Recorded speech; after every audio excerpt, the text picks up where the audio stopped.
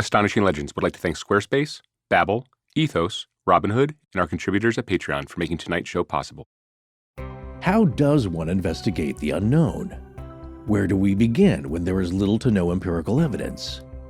We're usually forced to resort to a type of analysis that many find unacceptable when it comes to determining the truth. Study of oral history, lore, and the often maligned eyewitness account. In doing that, however, we've become pretty good at getting to the root of a story in the face of limited hard evidence. Conversely, we've also learned how wrong it is to completely disregard the human component of these stories. That must be taken into account, and the character of various individuals has to be evaluated to the best of our ability so that we can attempt to understand how information might be filtered by the source it's coming from. The Patterson Gimlin film is different from our usual legend. The film itself is empirical evidence. It is not circumstantial. It is not hearsay. It is not anecdotal. It's a 16mm film, shot at a time when camera trickery of the type it would take to hoax it was impossible for the layman, and also impossible to conceal upon close inspection by today's modern methods of technical analysis, which the filmmaker could never have conceived of becoming available a half-century later. An interesting thing happened when we posted part 1 of this series. Comments began pouring into various threads on all of our social media platforms before the show was even available for playback. Most of you were excited we were finally taking a look at the PGF, and many of you had already made up your minds about whether it's real or a hoax. And in many cases, that was because you've researched it yourself. Sometimes a little, sometimes a lot. We're glad to have you folks here with us now because by the time we're done with this series, you'll have heard from an actor and friend of our show who wore a monkey costume in a feature film, an expert costume maker and film analyst who's done years of analysis on the PGF, digitizing nearly 30,000 frames from every available copy of it at up to 5K of resolution. And believe it or not, you'll hear from Bob Gimlin himself, whom we met and spoke to personally just a few days ago as of this recording. So if you've already drawn a conclusion about the film based on a very limited intersection with the evidence surrounding it, we're excited to have you here with us now. It's you that we want to hear what we found during our investigation of this landmark piece of cryptid history. And it's you we want to assure that there is so much more to this story than you think.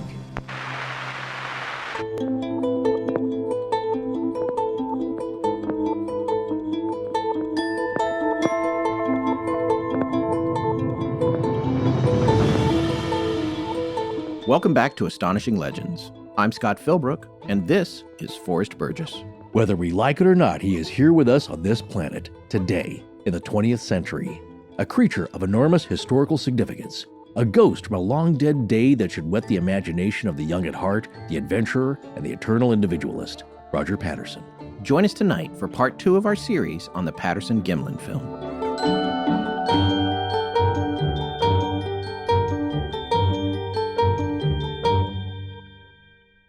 And we're back. Unlike Patty, she left. She did, but into the bushes or another dimension? Ooh, this is a good question. Well, yeah. Actually, I don't know if it's a good question. Either way, thanks for joining us for part 2 of our series on the Patterson-Gimlin film. When we decided to cover this, we didn't realize the story would become so gripping for us. It's the best kind of legend for us to explore because we get wrapped up in it.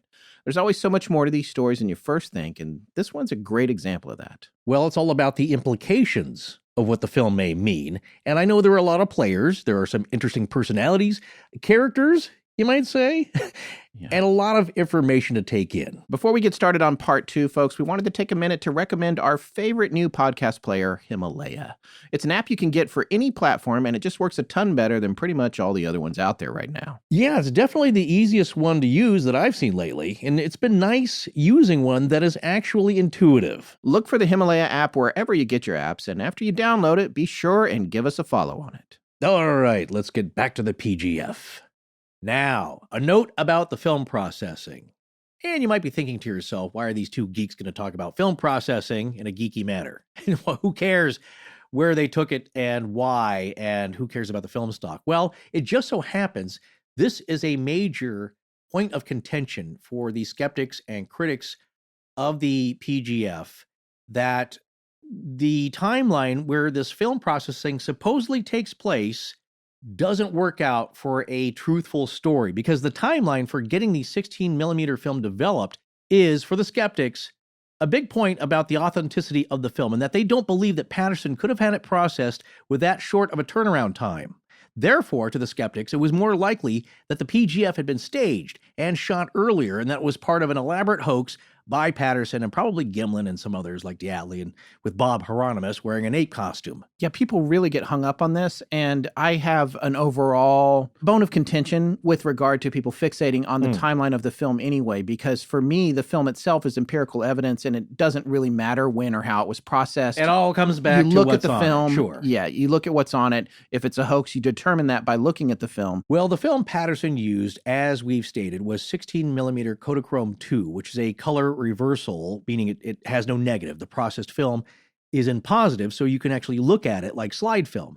Well, it's considered a slow speed film with an ASA rating of 25, an ASA being an arithmetic measurement of film speed or its sensitivity to light developed by the American Standards Association. That's where you get the ASA. Yeah. If you're an old film buff like me, you knew that. But nowadays, film speed is measured by an ISO rating. So the slower or lower the film speed number, the longer an exposure or lower f-stop or wider aperture necessary to produce a properly exposed image. So it's better in bright daylight conditions.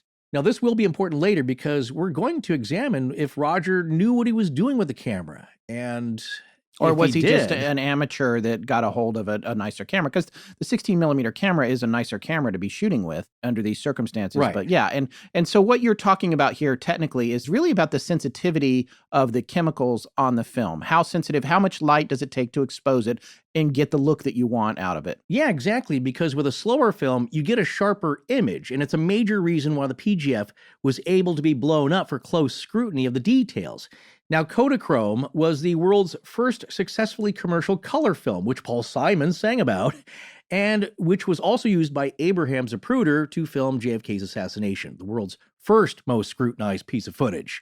Unfortunately, due to the digital photography age, Kodak announced on June 22, 2009, that Kodachrome was going to be discontinued, which broke the hearts of a lot of old-time photographers because it was a much-beloved film stock. Very sharp, very good quality for what you got. That's why that 8 millimeter and 16 millimeter film, color film, can be projected and blown up. And even the slide film was excellent. So that disappointed a lot of film photographers. But the problem the skeptics see is that Kodachrome must be developed using the Kodak K12 process, which at that time was only available at licensed laboratories in certain major cities. Now, interestingly, the film is only black and white when first exposed, Kodachrome. 3 complex development steps are required to mix the 3 primary colors that form the spectrum of color you end up seeing on the film. This is unlike any other color film which has its colors built into its layers. When Roger Patterson was asked about the film's processing, he replied, "I had them done at a private place. It would jeopardize the man's job if it were told." Now, we can assume Roger didn't process the film himself and that his brother-in-law, Al DeAtley, took the film to someone for processing, but sadly, and maybe a little suspiciously, DeAtley claimed that he didn't remember, and still claims to this day, that he doesn't or didn't remember where he took the film for processing. And I mean, we've heard him interviewed, we've read interviews with him. He cannot recall a single detail, at least that's what he says, about how the film was processed or where it went. Yeah, or even where he picked it up when it was done or anything about it. He doesn't know anything. Right. So that's where I begin to have questions. Does he really not know anything? But there was a lab in Seattle that could have processed the film. It was the Kodak Technicolor Laboratory, but it was closed on Saturday, October 21st, 1967, which is the day the film should have been processed by the timeline. Now, author Chris Murphy, whose timeline of events we've been following here, speculates that DeAtley may have arranged for an employee of the Seattle Film Lab to process the film on his own off the record while the lab was closed. Murphy further speculates that even if the lab was open, DeAtley could have still arranged for special handling of the film, like for an employee to run it through off the books. Murphy also says that he was informed by professionals that the film could have been privately processed in a home laboratory, although the machinery needed might cost upwards of $60,000 or more. So this would be especially true if the employee with the home lab worked at a Kodak facility or had access to some of the components. Yeah, I also think it's a possibility that this off-the-books processing could have been done at a pirate facility of sorts, one that specializes in private processing, shall we say, questionable content, and that might be why Patterson and DeAtley didn't feel like talking about it. Now, keep in mind that whoever is processing the film can also see what's on it, and much more easily with color reversal film. And this is fascinating, too, because DeAtley, as we've said, was a wealthy owner of a construction business. He could easily grease palms and get things done. This is the kind of guy that, and you're going to find out as we talk more about him and his involvement in the aftermath of what happened with the film and how it was marketed to be shown to the public later, that there's no question that he is a somewhat opportunistic individual. And he may have been excited about the business prospects associated with this film. I'm sure. And so it would have been easy for him to say, hey, look, here's $100, here's a couple $100. Right. I need this process today. And your boss doesn't have to know about it. Open the door. Let's get this done. You know, we were talking about this earlier. Look, Scott and I both have editing backgrounds in video and film. I mean, film transferred to video. But the idea is that, you know, where I worked, I had keys to the edit bay, and I often went in on the weekends to get work done that I, couldn't finish during the week, or just to get myself ahead. And then there's other employees that would say, hey, could you edit my wedding video, or just, cut some pieces together of it, or make some copies? I have some VHSs here. Could you just make some copies, So it didn't cost the company anything. I was already there, just my time. But, it wasn't a sanctioned session. It was just other employees who wanted a favor of could you make this videotape copy? Here's the original and here's the tape stock. I want you to copy it to. And it's sure, that's not a problem. I just have it running in the background. So I don't know what it was like, of course, at the Kodak Technicolor laboratory in Seattle, but if there's guys that have access to the lab and the equipment and they're in there working and it's off the books kind of, like I said, maybe they're just getting some stuff done. And Al knew about these people or somehow got told oh, you should talk to so-and-so over there. He comes in on Saturday, maybe he could run that through for you. That it wouldn't be that hard to do. My other theory on this is that, like I said, with the private pirate labs, is that there are films, of course, that aren't in the mainstream that have made the rounds, let's say, in certain genres, and those get processed somewhere, and it's not at Technicolor. Because, as I said before, you can see what's on the film. That doesn't mean that someone saw a ape creature out in the woods on Patterson's film. They may not have been paying attention, but you can easily see what's on them. When I was in film school at USC, there was a lab. Doesn't USC call it cinema? I'm studying the cinema. Would you want to call them USC talkies? I don't know. Here? Film. I think film would be a less snobby word for what I'm studying at USC. It's the proper. They all call it the School of Cinema. It's the proper term for it, rather than the. Getting back to getting film processed, though, all those students, of which I said there was no rich kids, at least going to cinema that I knew of, that had their own private labs. You had to take your film to a local place, which anybody in the area or at the school will know who they were. They were kind of a mom and pop operation that processed, I believe, mostly Super 8, maybe some 16. I'm not sure if they had the sprockets for that, but it was the Super 8 cartridges that they just ran through hundreds and hundreds of those every week for processing the students' film. Now, I had a friend that she was doing a vampire theme movie, and, she had some costume, other students dressed up, and I think she filmed it in a graveyard, which she got permission to. It's all above board. But the owners of the lab were known for being very religious, and they saw what was on the film, and they took a marker and they just striped it all the way through her whole film. They sent her a note saying, "We do not approve of your devil-worshipping student film here," or something to that effect. She's like, "What? No, it's a vampire film. I'm making a horror movie. It's perfectly acceptable." So my point was that they see what was going through on the film, and if they didn't like it, they would return it to you defaced. Yeah. Which is their prerogative, I suppose. You'd be hard-pressed to kind of take them to court, but whoever did this, I'm wondering if they saw this and just saw, like I said, the horseback footage is the first reel. We don't know if both reels were processed at the same time. That's another point of inspection. What exactly was processed that day? Because it wouldn't take that long, maybe an hour or two to run it through the machinery if everything was warmed up, the chemicals are going and all that. Another thing that we had conjectured on with regard to the unsavory content was that there were places that obviously were processing, like you said, processing that kind of film. And it could be that Al DeAtley found out how to get something processed at one of those places. So we decided to look into that a little bit about the possibility of Stag films, which were in their waning days in the late 60s, but they were still around, being maybe shot or processed in the Seattle area. And it turns out they were. We spoke with an expert, Dr. David Church, PhD. He's a lecturer and program coordinator of cinema studies at the Department of Comparative Cultural Studies at Northern Arizona University. He's a former Seattle resident, which is how I found him through online research about the possibility of these Stag films, or smoker pictures, they also called them, being produced in the Seattle area. And he said they definitely were, and it's entirely reasonable that they may have found a way to process this film there. However, he also said that the bulk of those films were actually shot on Super 8 or 8 millimeter. It would be unlikely that they were shot on 16. He indicated something pretty interesting to us when we talked to him on the phone, that it actually started out with a higher production value and devolved as time went on into less expensive and lower quality stuff. So he said, I can't imagine really that a 16 millimeter Stag film would have been shot in the late 60s. And therefore, that begs the question, would they have been able to process it? Now, here's the thing. I don't know about how the processing works in the machines.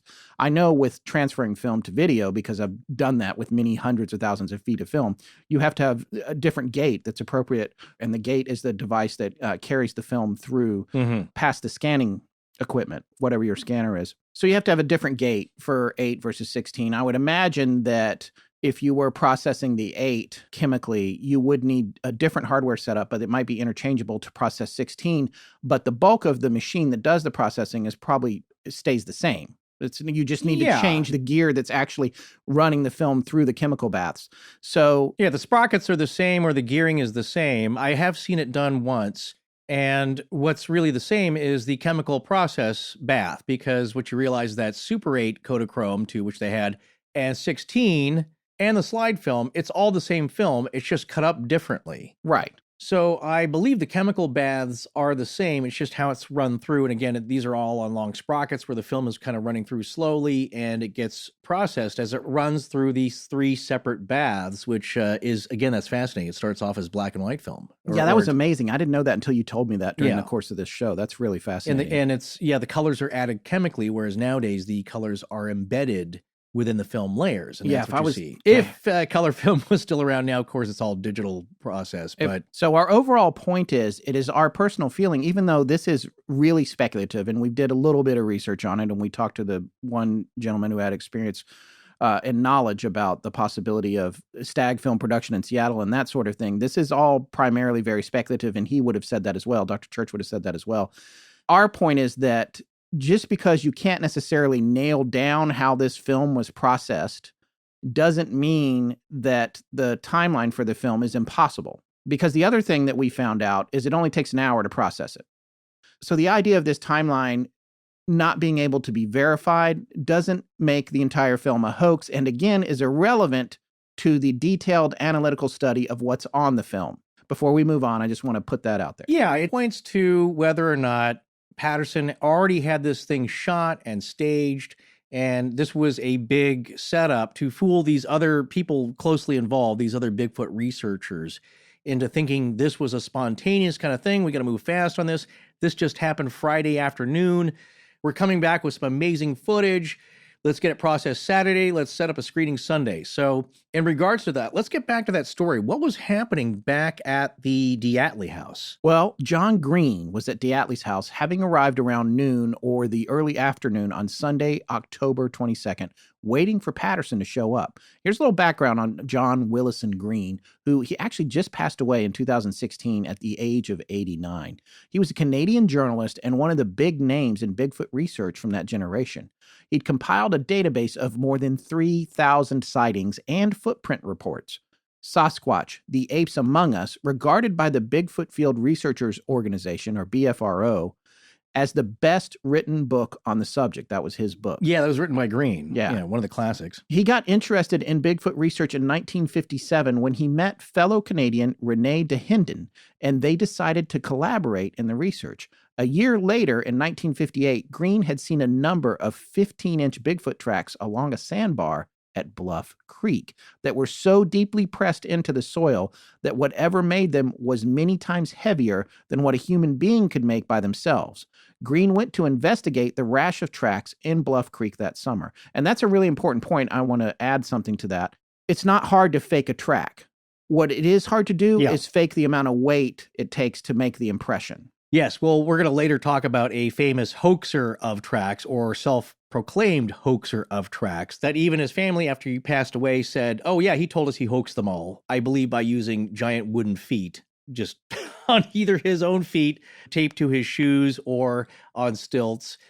But the idea is that he would have to have also pressed these into the soil so far that it resembled something that was 400, 500, 600 pounds. Right. So he would have probably had to strap 300 or 400 pounds onto his body in addition to putting the fake feet on. Right. That's and also, point. The other point is that this is also just in Northern California, because if he was doing all of them, he traveled great distances from Northern California to Central California, I believe, and all the way through Washington State up into Canada, just doing one hoax. Right. And that comes back to something that we've encountered before. It's like the two old guys with the wooden board who said they made all the crop circles. Right. It's not possible for those guys to have done it. Yes, many crop circles are hoaxed. Yes, lots of different people are hoaxing them. But what happens, there's this thing that happens, and it's happened with this story as well, and you'll see as we continue to discuss this legend, is that one idea comes out and it's like, oh, yep, I did that. And then a huge portion of the population says, well, that's it. Mystery solved. Here's the thing. It upsets people to think about it. So you want something that will allow you to stop thinking about it. Cognitive closure. And what it is like, that's just one guy, right? Okay, we're done. There's no big giant apes out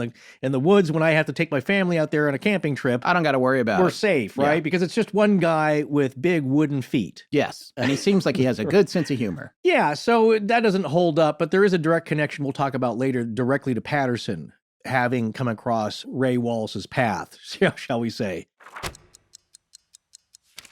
Can you imagine how excited we'd have been if we'd have gone out looking for evidence of Bigfoot and we got the Patterson Gimlin film? Well, that would have been quite a coup for sure. If Roger and Bob had gotten that today, they wouldn't have had to bother with traipsing all around the country to show it to people. Well, Bob didn't actually go. They used a double. That's beside the point. What I'm saying is those two cowboys could have gone home, hopped onto Squarespace, and bought pattylives.com, which is available right now, believe it or not, and had their own website up with the movie on it in a matter of minutes. On top of that, with Squarespace's e-commerce functionality, they could have set up a store in no time and made a fortune on all the Frame 352 merch of Patty and that iconic still. It's frame 354, actually, because, Bill Munns found those two extra frames at the head of the film, so that means that's beside the point. Anyway, the long and the short of it is, there's no better place than Squarespace to turn your own dreams into an online reality. Whether you're an artist, architect, jewelry designer, personal trainer, real estate broker, or cryptid hunter extraordinaire.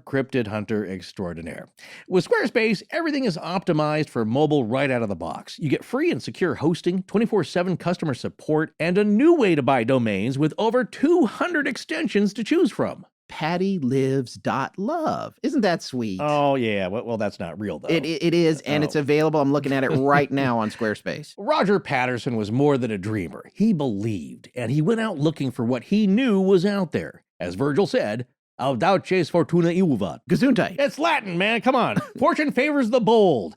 Be bold and build your website today. Head on over to squarespace.com/legends for a free trial, and when you're ready to launch, use the offer code LEGENDS to save 10% off your first purchase of a website or domain. One more time, go to squarespace.com/legends for a free trial and use the offer code LEGENDS to save 10% off your first purchase of a website or domain. This is Amanda Snyder. Thank you for listening to Astonishing Legends. Let's get back to the show. Well, once Patterson arrived at DeAtley's house, DeAtley took him to the basement to show him the film by himself. And after that, it was shown to John Green. Now, that's got to be an exciting moment, right? Even if he thought it was a hoax, just seeing this thing. Yeah. Because again, to a lot of people, it does look schlocky, mostly to people who are special effects costumers for various reasons. But to a lot of people, even these scientists, it's compelling enough, even if they don't want to admit it. There's something about it that you just can't shake. And imagine seeing that for the first time.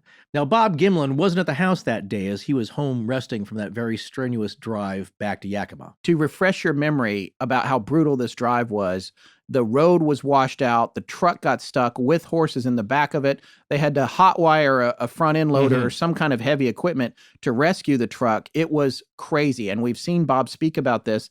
And he talks about, I wouldn't wish that day on my worst enemy. He said something to that effect. And I would like to make a continued point here that if you're hoaxing something, why would you go to a location that is that difficult to get in and out of for the hoax? Just a question to put down on your notepad. Well, the other one was that maybe Patterson, if it was shot earlier, maybe he didn't go all the way to Northern California. Maybe he shot it near Yakima.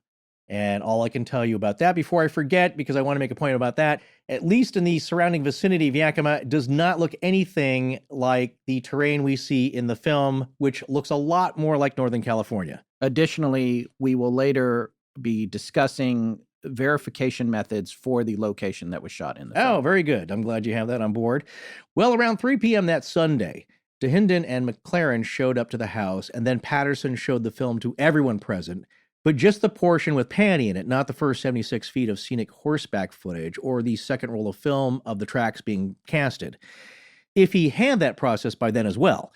The researchers there were impressed by the clip, and there didn't seem to be any feeling that Patterson and Gimlin were trying to hoax anything. So I don't know if that was their emotional exuberance about it, but apparently they were on board with what they just saw. We've seen numerous accounts that suggest how excited and sort of crazed Roger seemed about it, and that it seemed to be very genuine emotion as opposed to trying to convince people of something that might not be true. Well, that was noticed by the first newspaper reporter that Patterson talked to, because the day before on Saturday, while Patterson and Gimlin were driving back home from Bluff Creek, the first news story about the encounter appears in an area newspaper, the Times-Standard, as a front page story titled, "Mrs. Bigfoot is filmed." Now, the Times-Standard billed itself at the time as a daily newspaper for Northwestern California and Southern Oregon. Now, remember that Patterson had telephoned a reporter for the Times-Standard around 9:30 p.m. on Friday night after the incident, so they ran with it on the front page of the next day.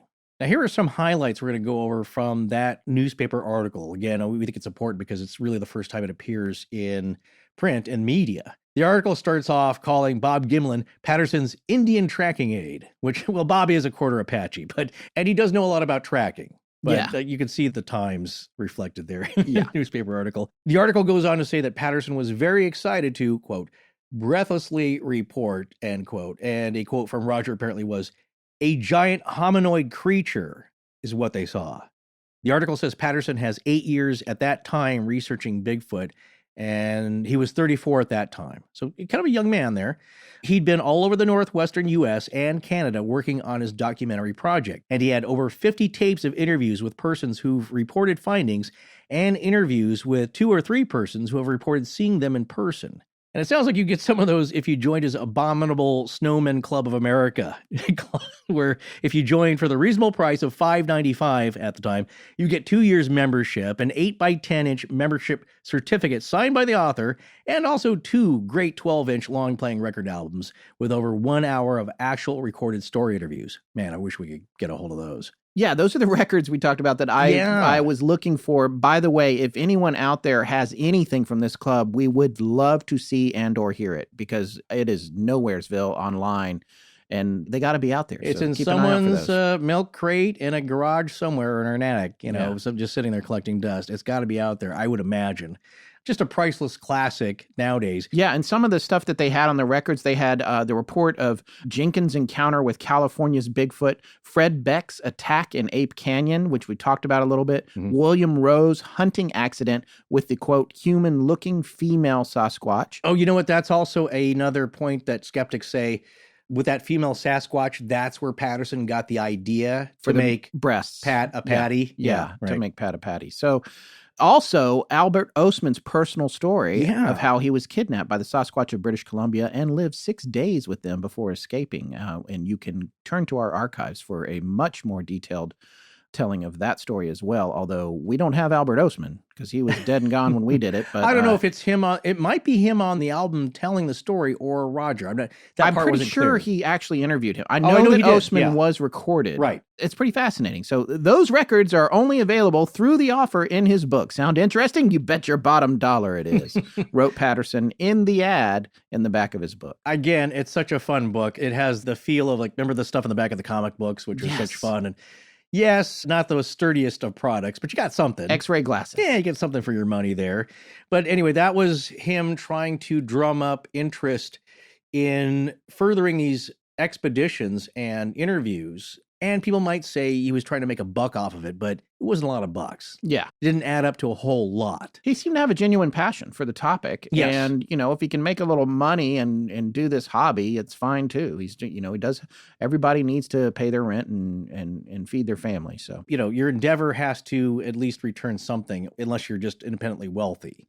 Well, back to the Times Standard article. It says that Bob Gimlin was 36 at the time, so they're close in age, and as we said, a quarter Apache.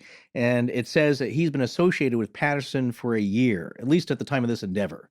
Now, it said Patterson had visited the area before. And I ask you, would you admit it if you were trying to hoax it that, like, yeah, I'd been there before, or would it be better to say, like, I've never been there before in my life. I couldn't have staged anything. yeah. No, so I'm not trying to paint it one way or the other. It's just Yes, we're you trying to, maybe that.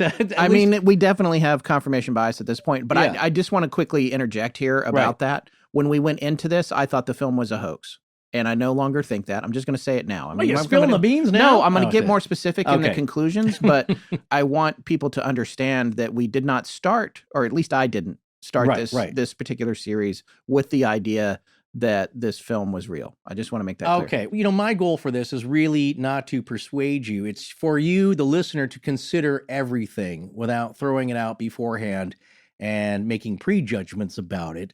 We certainly have our opinions, but I just want everybody to just consider everything. Consider all the possibilities and hear this case out and all the details. Then make your mind up at the end and set aside any preconceived notions you may have had, even if you'd heard about this as a kid or just now, about what this film is. Just approach this topic with an open mind and open eyes and see what happens later. See where you land.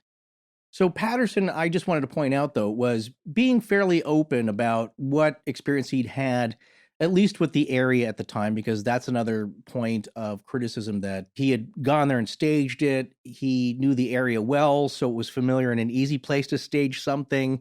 But really, if you believe him, Patterson, it was last month that he received word of the latest findings there. And that's why he wanted to go to the area, because he thought it was a good chance of finding some fresh tracks. At least those were the reports he'd been hearing. And it says that Bluff Creek is 65 to 70 miles north of Willow Creek, where it joins Notice Creek. So that lines up with what we'd found out. And 2 miles into a canyon where it begins to flare out. And that's the flat spot there where the creek is, where the sighting happened.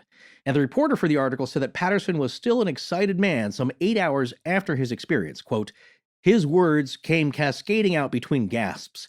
He still couldn't believe what he had seen, but he is convinced he has now seen a Bigfoot himself, and he's the only man he's heard of who has taken pictures of the creature, end quote. The article goes on to say what Patterson reported. It was about 1:30 with good daylight and riding over a sandbar where they'd been 2 days before. Patterson says, quote, I guess we both saw it at the same time, end quote. Patterson yelled, Bob, look it. And at least in this article, Patterson says this, quote, giant humanoid creature, end quote, stood up and was about 80 to 90 feet in front of them. Now, if that creek was a pool of water, nowadays they could have possibly gotten a DNA sample from it, as I saw Dr. Mark Evans and his team do in that Yeti documentary. Yeah, did you see that? I think I was over here when I watched it. It's amazing what they can do now. They were doing an expedition with Dr. Mark Evans up in the Himalayas, and they had a French biologist with them on the team, and she said that, if you just get water where this thing, look, every creature has to drink eventually. And if it had been drinking or bathing or just walking around in the water, they could take a sample of that water, they put it through a strainer, and they could filter out DNA from that. And there are some very interesting conclusions that they reached. Yes. And unexpected, I would say. And that makes the additional point that it's another reason that it makes sense for this creature to be in the creek. It's by the water. All these animals need water. That's where you find everything. Everyone knows that who's seen any Disney film. There's always the watering hole scene.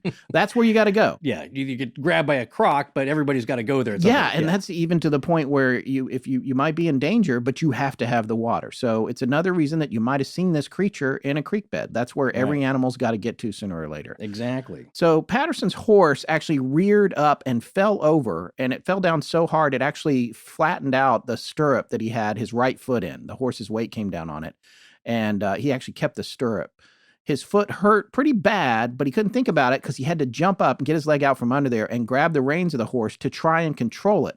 And he couldn't, so he grabbed the movie camera out of the left saddlebag, and then he let go of the horse, at which point the horse ran off pointedly with his rifle. Gimlin was seated on an older horse, which probably shouldn't have spooked, but it did, and he let it go. But that's another point of contention, too. People were saying his horse never spooked. I think the person that loaned him the horse, Bob Hieronymus, said, no, that horse shouldn't have spooked. It's older, it's trail-worthy, but he wasn't there. He wasn't there, and how do you know what a horse is going to do if you purportedly is in front of a 800-pound, super tall, hairy creature? Or an 800-pound man in a ape suit. Yeah. Okay. Yeah, again, I think this article is significant to note because it's really an accounting of Patterson's first recollections. And it's an important note to consider because this is the freshest recollection of what he saw with his eyes. And consider that visual would be much clearer and sharper than what we can now perceive from watching the film. Here's my point. I'm looking at you across from the table. You are in really high def. Yeah. Because it's with my eyes. If I had, let's say, an 8mm camera or Super 8, at the time, and I was looking at a film of you where I am now, of course that image would be much less clear. And if I was 50 feet away, if I was 80 feet away, and I had to blow that up, it'd be very grainy. I could still see you and recognize you.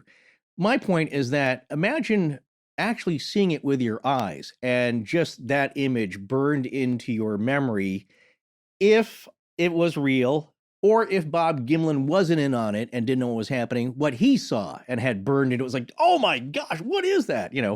So this retelling is really fresh at this point, essentially immediately after it happened. Yeah, and in this report, Patterson said that it was 6.5 to 7 feet tall, between 350 to 400 pounds. And he later increased these estimates, which he's been criticized for. Yeah. But consider he was in a very excited state and still processing the information.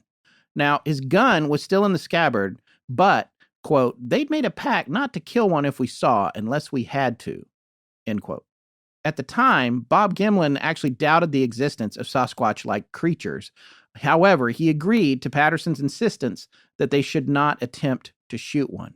Patterson said the creature's head was much like a human's, though considerably more slanted, with a large forehead and broad, wide nostrils. Yeah, not a pointed nose or one that stuck out. Kind of a very flat, smallish nose, but wide.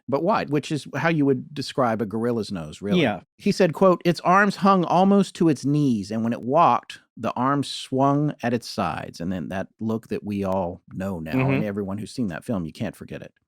Now, Patterson states he's very much certain the creature was female, quote, because when it turned towards us for a moment, I could see its breasts hanging down, and they flopped when it moved, end quote. He said the creature had what he thought looked like silvery brown hair all over its body except on its face around the nose and cheeks. The hair was 2 to 4 inches long and of a light tint on top with a deeper color underneath. Rogers quoted as saying, she never made a sound. She wasn't hostile to us, but we don't think she was afraid of us either. She acted like she didn't want anything to do with us if she could avoid it.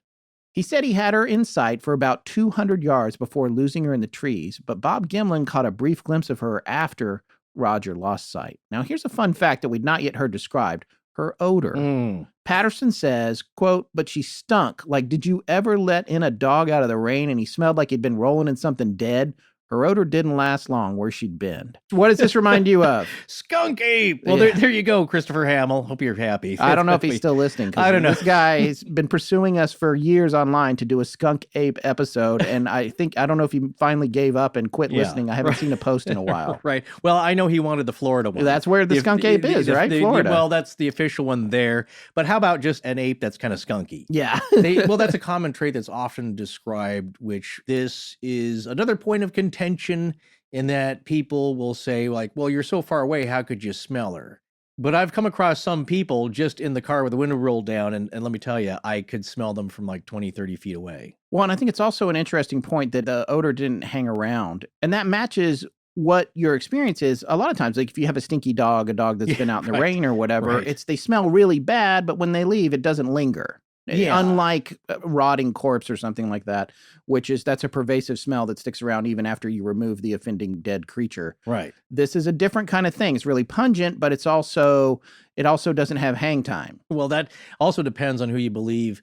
If you think it's a costume, who made the costume?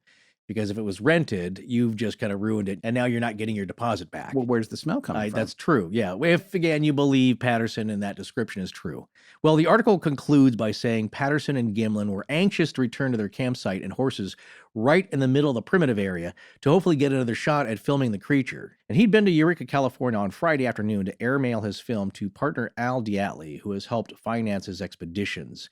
He thought that there might be a family of these creatures in the area because footprints of 17, 15, and 9 inches have been reported found. Now, those were all found together by the construction equipment a few weeks earlier, right? That's what Roger's wife had told him about. Well, the road crew that had discovered a various set of prints in different sizes, I believe, and that's the one that got accidentally cleaned over, graded over before a representative from the British Columbia Museum could make it down there to study them. So prints have been found. So someone, if they were hoaxing it, had been laying down tracks, not in 1958, but recently then. For a Bigfoot family. Yeah, and different sizes. And when you think about this, if this is a real experience for Roger and Bob, then put yourself there. What's the first thing you're thinking when you see the big one?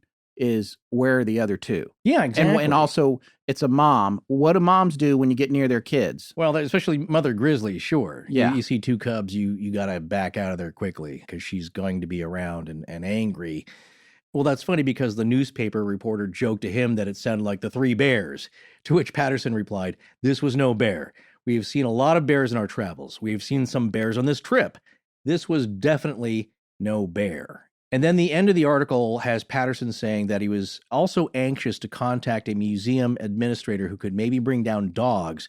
So that sounds like he's talking about archaeologist Don Abbott from British Columbia, which I was just talking about. Again, Roger Patterson wanting to bring dogs down to chase the scent of this creature. If this creature is a person in a costume, does that seem like something you would request if you're doing a hoax? Well, the supporters of Patterson and the proponents of there being a Bigfoot would say he is doing whatever he can to get professionals and people who know what they're talking about when it comes to this down there in the area on the ground looking at the evidence that possibly he hoaxed. And why would you do that, or why would you be anxious to do that if you had hoaxed it, and these people would more readily tell that you'd been hoaxing it? These aren't just newspaper reporters who would take pictures and report on it to get yourself famous. These are people who know what animal prints, especially primates, should look like. And here's the thing about the dogs. You bring tracking dogs in, what they're going to do, if they pick up on the scent and it's human and it's a guy in a costume, they're going to track it where they filmed it. Then they're going to track it coming back down to the creek, coming right back around to where they all were, getting on a horse and riding back to wherever the car or the campsite was. Mm-hmm. That's what they're going to track. So just that, for me, that's one of those deal breaker ideas about a hoax.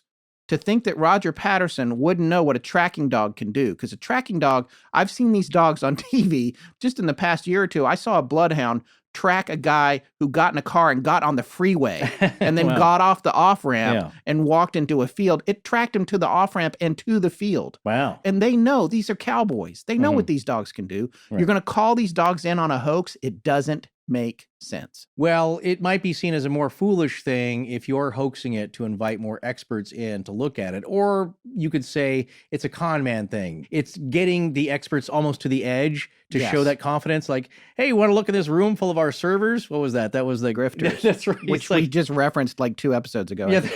Yeah. That's a good point, but he was an expert grifter. Of course, he's a fictional character. Right. But that's like, you're a high-level con person if you're going that far, because if he says, let's get dogs in here, and he legit requested that gentleman bring the dogs down, that request went through. He wasn't just telling a reporter about it, and the guy didn't make it, but he did request someone to bring dogs. So that's going pretty far for a con, you're a pretty high level flim-flammer there if you've got so much confidence that you're inviting tracking dogs into the scene. Yeah, well, either he's a good actor, Roger Patterson, or he's genuinely excited. So take your pick. So tell us all about what happened after the article came out on Saturday. Well, it was read by Lyle Laverty and his team. Now, Laverty was the timber management assistant for the U.S. Forest Service at the time. Laverty would later go on to serve as an assistant secretary of the Interior under President George W. Bush. So that's Bush 41. Lyle Laverty recalls that he and his team of 3 guys had passed by the sighting area in a Jeep either on the 19th of October, the Thursday before the sighting, or sometime on the 20th, the actual day of the sighting, and they hadn't noticed any footprints. After reading the article over the weekend, on Monday the 23rd, he and his team returned to the site and were able to take 6 photos of the footprints, according to the Wikipedia entry. The 3 photos of the tracks that appear in Chris Murphy's addendum to Roger Patterson's book have a caption reading that those 3 photos shown were taken the day after the sighting on October 21st.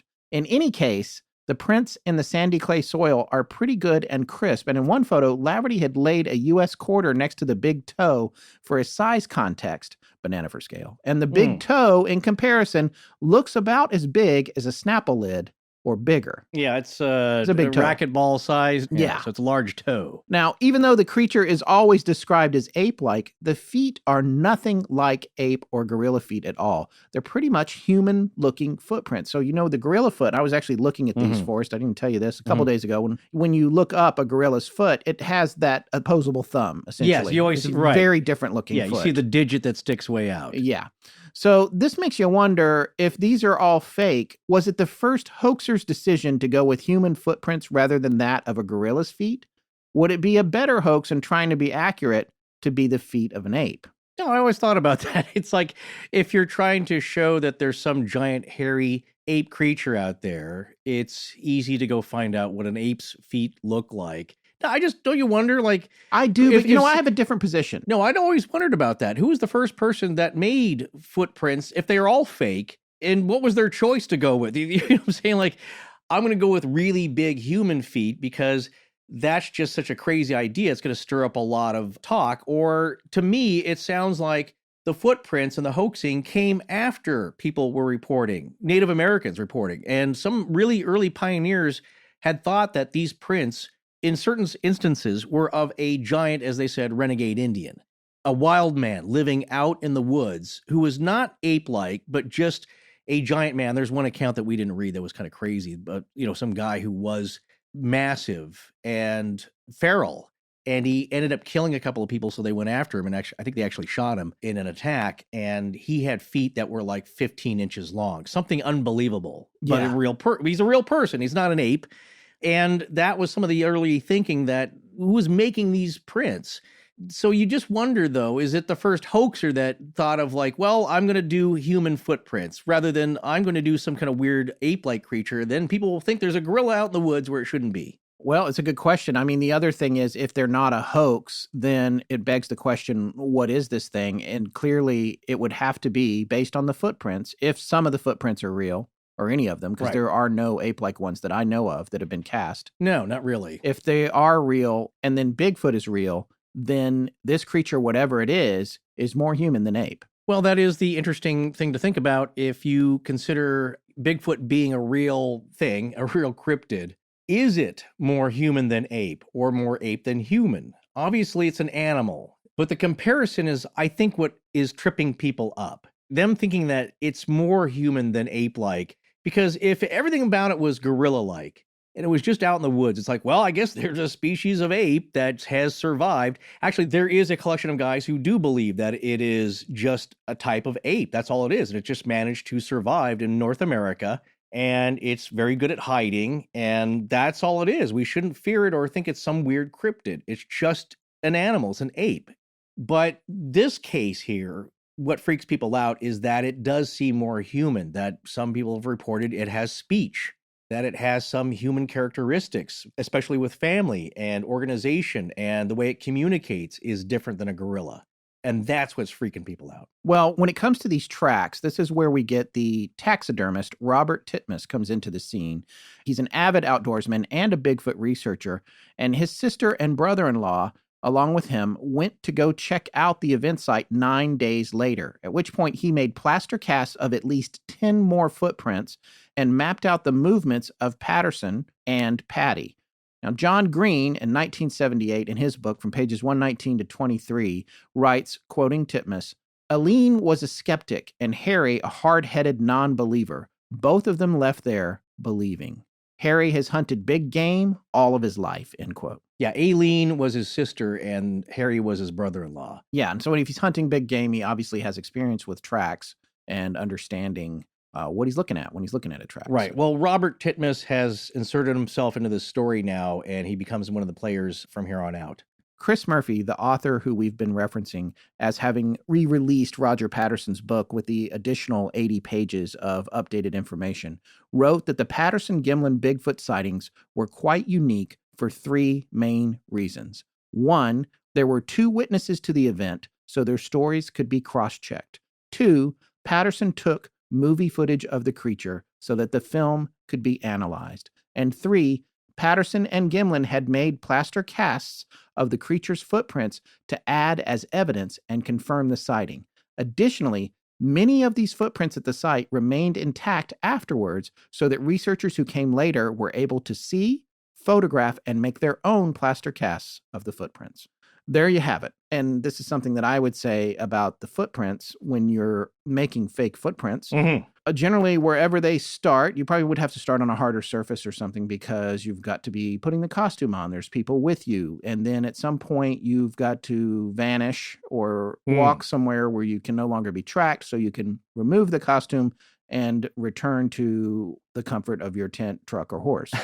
There's a staging area. Yeah, the staging area. I see. So Okay. it's just something to consider with all these other researchers going out there and looking for the tracks. Oh, yes, I see and what tracking, you're saying. Yeah, of course. they probably would have stumbled across evidence prior to the start of the footprints or after they lose them in the woods that would indicate that there was more than one person there or somebody was there with a different kind of footprint. Yeah, I see what you're saying here is think of how many steps you take in your bedroom, putting your socks on and your pants. Yeah. Stepping around, stepping all over the place. If you were just a Bigfoot or if you had these big wooden feet, you have to stage them and start somewhere and end somewhere and disappear somewhere.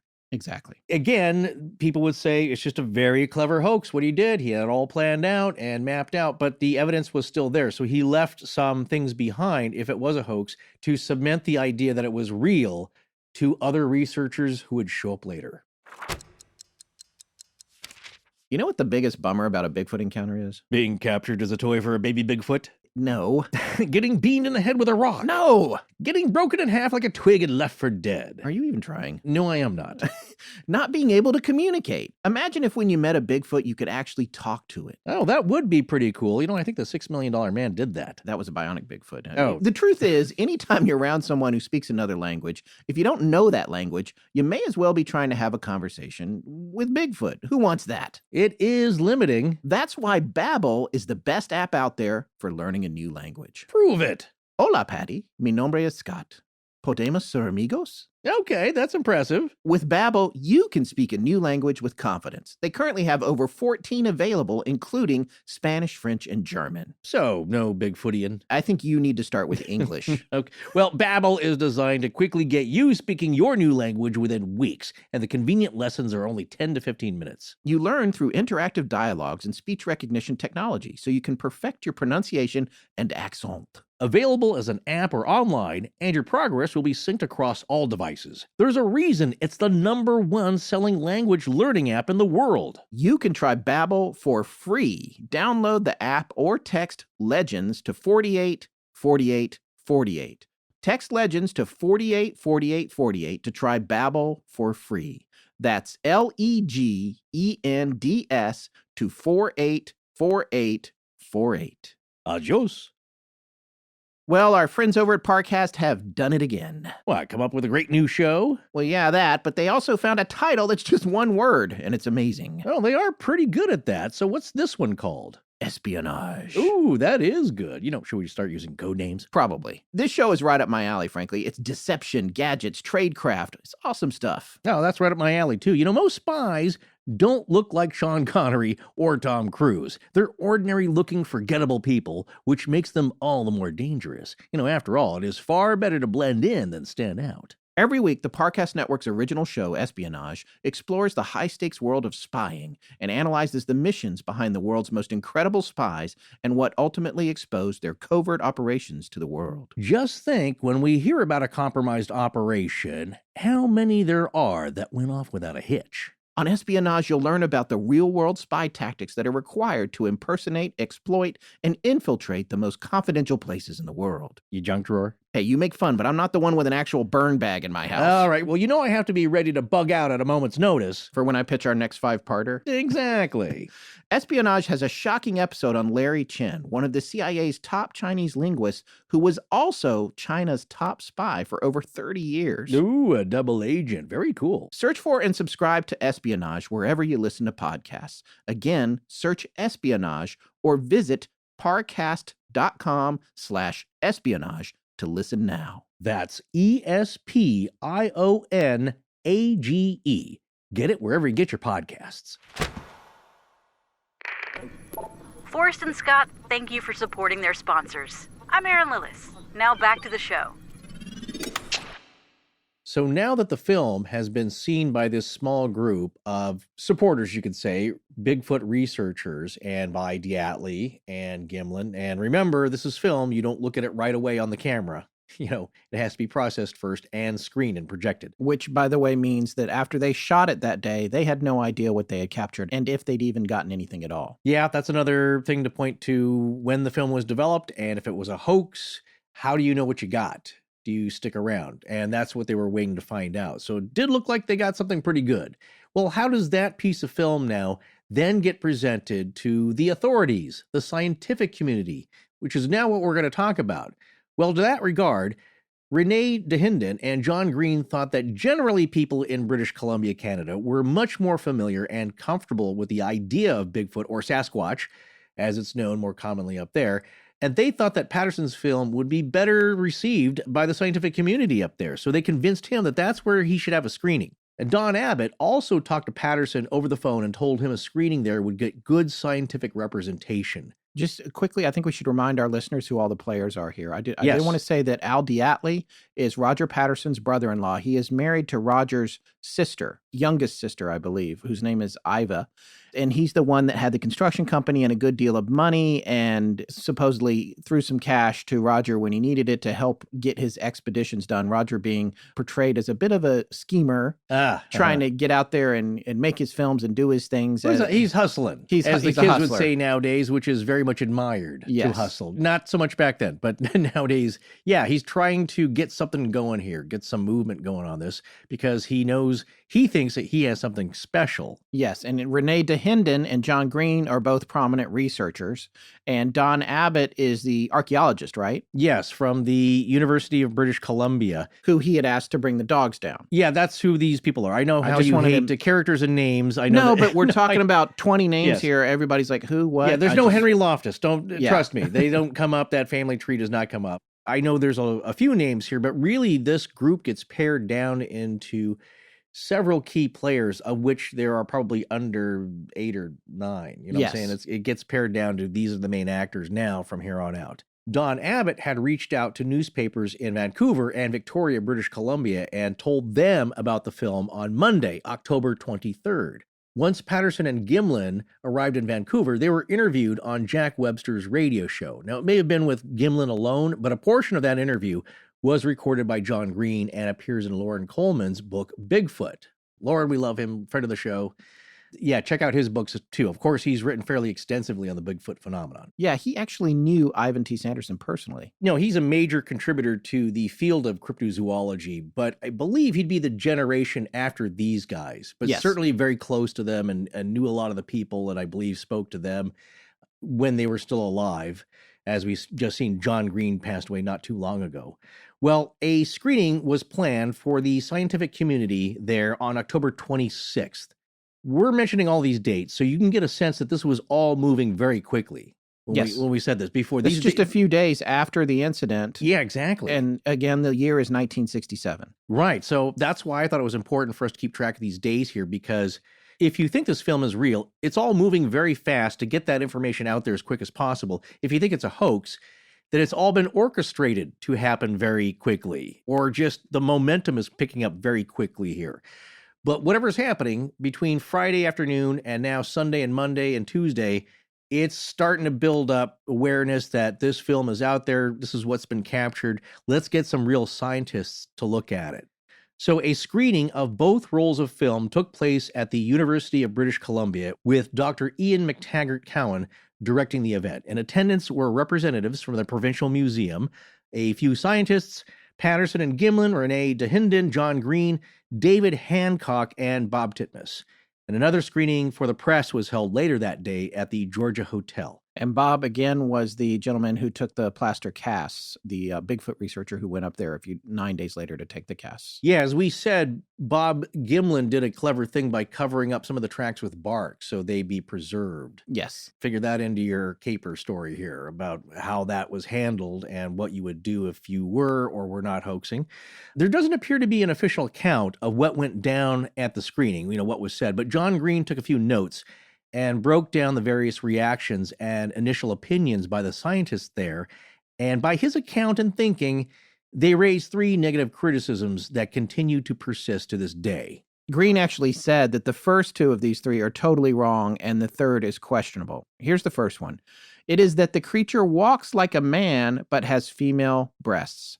But Green states that since human infants have very large heads compared to other apes, human females have wider pelvises to accommodate the birth. Therefore, they are the only higher primate that has a walk different from a male. If the creature had walked more like a gorilla or ape and not like a man, it would be more of a sign that it was hoax. Yeah, I believe that Grover Krantz is the one who purported these findings much later on, which Green is then adapting to. The second criticism is that the creature appears to have a sagittal crest, which is only seen in male gorillas. Now, a sagittal crest is a ridge of bone that runs from the top of the forehead along the midline sagittal suture to the back of the skull and is a sign that there are powerful temporalis jaw muscles attached to that ridge of bone necessary for powerful biting and chewing. They appear in mammalian skulls like lions, dogs, cats, adult male gorillas, and orangutans, and also in reptile skulls and some dinosaur species like tyrannosaurs. The earliest known robust hominid ancestor in our human lineage, known as Black Skull. Well, that's another pirate name, isn't it? Yeah, Black Skull. Black Skull. Or Paranthropus aethiopicus had the largest sagittal crest ever discovered. Now, looking at black skulls reminds me of a conquistador helmet. Yeah, doesn't it? It's got that ridge. Just so you could picture it, it's got, the old Spanish conquistadors, they had that ridge at the top of their helmet put in there for structural soundness and strength. Yes. Now, Green contends that a sagittal crest is related to size, not sex, and this creature patty is larger than a male gorilla. If it didn't have a sagittal crest, it would be more of an indication of a hoax. Yeah, to point out, I think where John Green is getting this are from the observations of Grover Krantz, who got a lot of heat for his belief eventually in Sasquatch as being a possibility. He's the noted primatologist and anthropologist, and so he knows what he's talking about. He's no slouch, but he did get a lot of flack for even considering this stuff. He also had Irish wolfhounds that he loved, and he was a very big man, and he gave his body to science along with the wolfhounds, and you can see a picture if you look online, and probably, I'm not sure where exactly it's located, but you can see his skeleton with the Irish wolfhound up on its back legs, its skeleton, giving him an affectionate hug. So yes, it's cool cute. Guy. That's a cool guy. It is. He loves his dogs. It's cute and creepy at the same time. The third criticism is no higher primate has breasts that are covered in hair. But even though they live only in hotter climates, female apes do have some hair on their breasts, and it's reasonable to assume that a creature climatized to colder weather could have much more.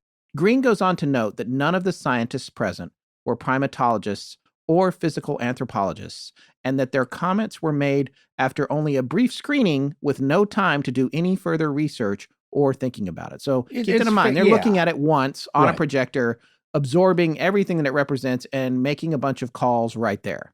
Yeah, so it's an initial reaction by people who are going to be naturally skeptical to begin with, and by their training should be. But that was just off the top of their heads, these three objections that popped up. So to be fair, what John Green is saying is that you can't bag on them too much for that one showing, which is just once. I don't believe there were any still frames, and they didn't ask for a repeat showing, which is pretty common among the scientists, as we'll see as they get into these various screenings of theirs. That's just the first thing that pops up. So John Green does have a problem with people who still bring up those arguments, because he feels that those have been batted down. By the end of 1967, they had a total of 7 scientific screenings, with one later in Beaverton, Oregon. So that was how Patty became known to the scientific community, at least the very few, the very, very, very few who would even bother to look, sadly. Well, to our point, sadly. I can understand why most of them would say, like, I'm not going to bother with that. I'm not going to dignify that with a viewing. Well, it's kind of like, hey, we found a coelacanth. Oh, no, really? That's been extinct for millions of years. I'm not even looking at that. Yeah. Or it's that guy who said to the Beatles, rock and roll's on the way out. We're not signing you. Right. Anyway. That was Ivan T. Sanderson's position, too, that you shouldn't be too quick to judge, because we say this a lot and then they find one eventually. And there's several instances of animals and lineages long thought lost, but have popped up later on. Well, speaking of nature and nature films, back in the 70s, there were a lot of nature films that were distributed by a grassroots, sometimes one-person distribution method called four-walling. And this is where the filmmaker or whoever was exhibiting the film would take it town to town for local screenings. Do you remember Warren Miller's skiing films? Oh, yeah. Remember that? Of course. That's what he did. He got very, very successful off doing just that, where he would just book a theater and take it, and it would get announced to local skiing communities, and people would get excited about that. But that's what he was doing. And remember the surfing film, Endless Summer? Oh, yes. I believe that was also four-walled, or that's how that became kind of a cult hit. Also one of the greatest movie posters of all time. Yeah, so that was a technique that people were doing when you couldn't rely on major distribution from the studios or the distribution companies. Oh, you remember the fun family movies of Sun Classic Films in the 70s? You may be a little young for that. That's not something I'm familiar with. People probably don't know the name, but I did, because they had a lot of kind of fringy films at the time, what we would call indie now, and that's what they did. And they had a lot of paranormal themes, actually, that I remember seeing or getting excited about as a kid, but you had to go to the theater, or I don't think drive-in, but you had to go to a theater and a special viewing. Well, in the mid-70s, they four-walled a documentary called Mysterious Monsters about Bigfoot, and this included clips from the PGF, and it was also about the Loch Ness Monster. And this film had aired on CBS and was co-produced by the Smithsonian Institution and was quite popular at the time. Now, with four-walling, what the filmmaker did themselves, or they had a group of people, a small group, basically, like I said, it's just a small group of people that would be doing this with indie distribution, where their own little company there. And what they would do is take out ads in the local newspaper and run ads on local TV stations. And then they would rent a theater for a few nights and then show the movie themselves with their own print and keep the box office sales. Well, that's what Roger Patterson did with a docudrama that had his Patty footage in it. Patterson had agreed to let the BBC use his footage in a docudrama they were going to produce if they agreed to let him include his own footage of his own documentary that he was working on, including some other footage shot by him and DeAtley, and then take that film, that compilation there, on a theater tour of the Pacific Northwest and the Midwest. Now, Al DeAtley, again, that's Roger's brother-in-law, married to Roger's sister, had estimated that his half of the gross profits from the screenings grossed around $75,000. But some people with inside knowledge, like a gentleman named Glenn Kelling, stated that DeAtley made a whole lot more than that off the screenings and was told by Patterson and others that he didn't get his fair share of it. Yeah, Glenn Kelling, he was an insider, I believe also a Bigfoot researcher and author on the subject, had talked to people that were close to Roger and Roger himself, and that was kind of the vibe, that there was some money being made, but Roger wasn't seeing all that he should of it. Author Michael McLeod claimed that DeAtley admitted to making several $100,000 from the film, but that whatever was left over for Roger, quote, wasn't near enough, end quote. Here's the thing about DeAtley, and this comes from Greg Long's book, which I just want to make sure I cite properly here. Yeah, that previous fact there was also in Greg Long's book, that Yes. Roger was not getting his fair share. This book is called The Making of Bigfoot, The Inside Story. It's by Greg Long, and you can find it anywhere online. It's pretty easy to find. It was published in 2004 by Prometheus Books. Considered kind of the holy grail, I think, for the skeptics. It's For the skeptical side of the film being a hoax. We want to make clear, not on the so much scientific end of it, but the character end of it, Yes. and the social aspect of the whole, incident. That's right. It's not very analytical of the film itself, the actual film and what was recorded, although it is in spots. There's not really a strong scientific approach on that part of it, but what there are is an extensive series of interviews. Oh, yeah. Now, I have a personal opinion about the nature of the interviews. I think some of them are a little bit, the questioning and the approach is a little bit less than impartial in my opinion, but there's some really great stuff in here that's not documented anywhere else. And there is a whole chapter on Al DeAtley. There's a chapter on pretty much all the players. Yeah, that's one thing Greg did with the help of his wife, which was kind of amazing, is that they spent years collecting all these interviews and hunting down these people and getting interviews with them about, what kind of a guy Roger was, what was happening around that time. What do you remember? So, yeah, and in the name game, just to make things more confusing again, Greg Long's wife's name is Patricia or Pat. Aha. So we got Pat Long, we got Patricia Patterson, Roger's wife, then we got the Bigfoot creature that we're calling Patty. So there's Patty, Pat. There's a lot of patting going on. But anyway, in this book, their chapter about DeAtley and their interview with him, which they recorded, the quotes from that interview are really fascinating, and it does show a lot of insight into Al DeAtley's character. I would say after reading that interview that you could easily describe him as a very opportunistic person. And I mean, he was a self-made man. He had this asphalt company and concrete company that he got, believe it or not, I think his dad got it when the man who owned it died. Yeah. And that man had a debt to DeAtley's dad. So DeAtley's dad took over the company, and it wound up turning into a flourishing company, and he made a lot of money. I remember seeing the figure $95 million. I think that was 1 year's income or something like that. I would believe if you get a lot of state and government contracts. Yeah, to pave highways and stuff like that, you're making a fortune. And Al DeAtley actually has a famously and easy to find on the internet monstrous house up in Yakima. So this gives you a little indication into his background. He bootstrapped himself up. It was a grassroots thing where he turned that company into something big.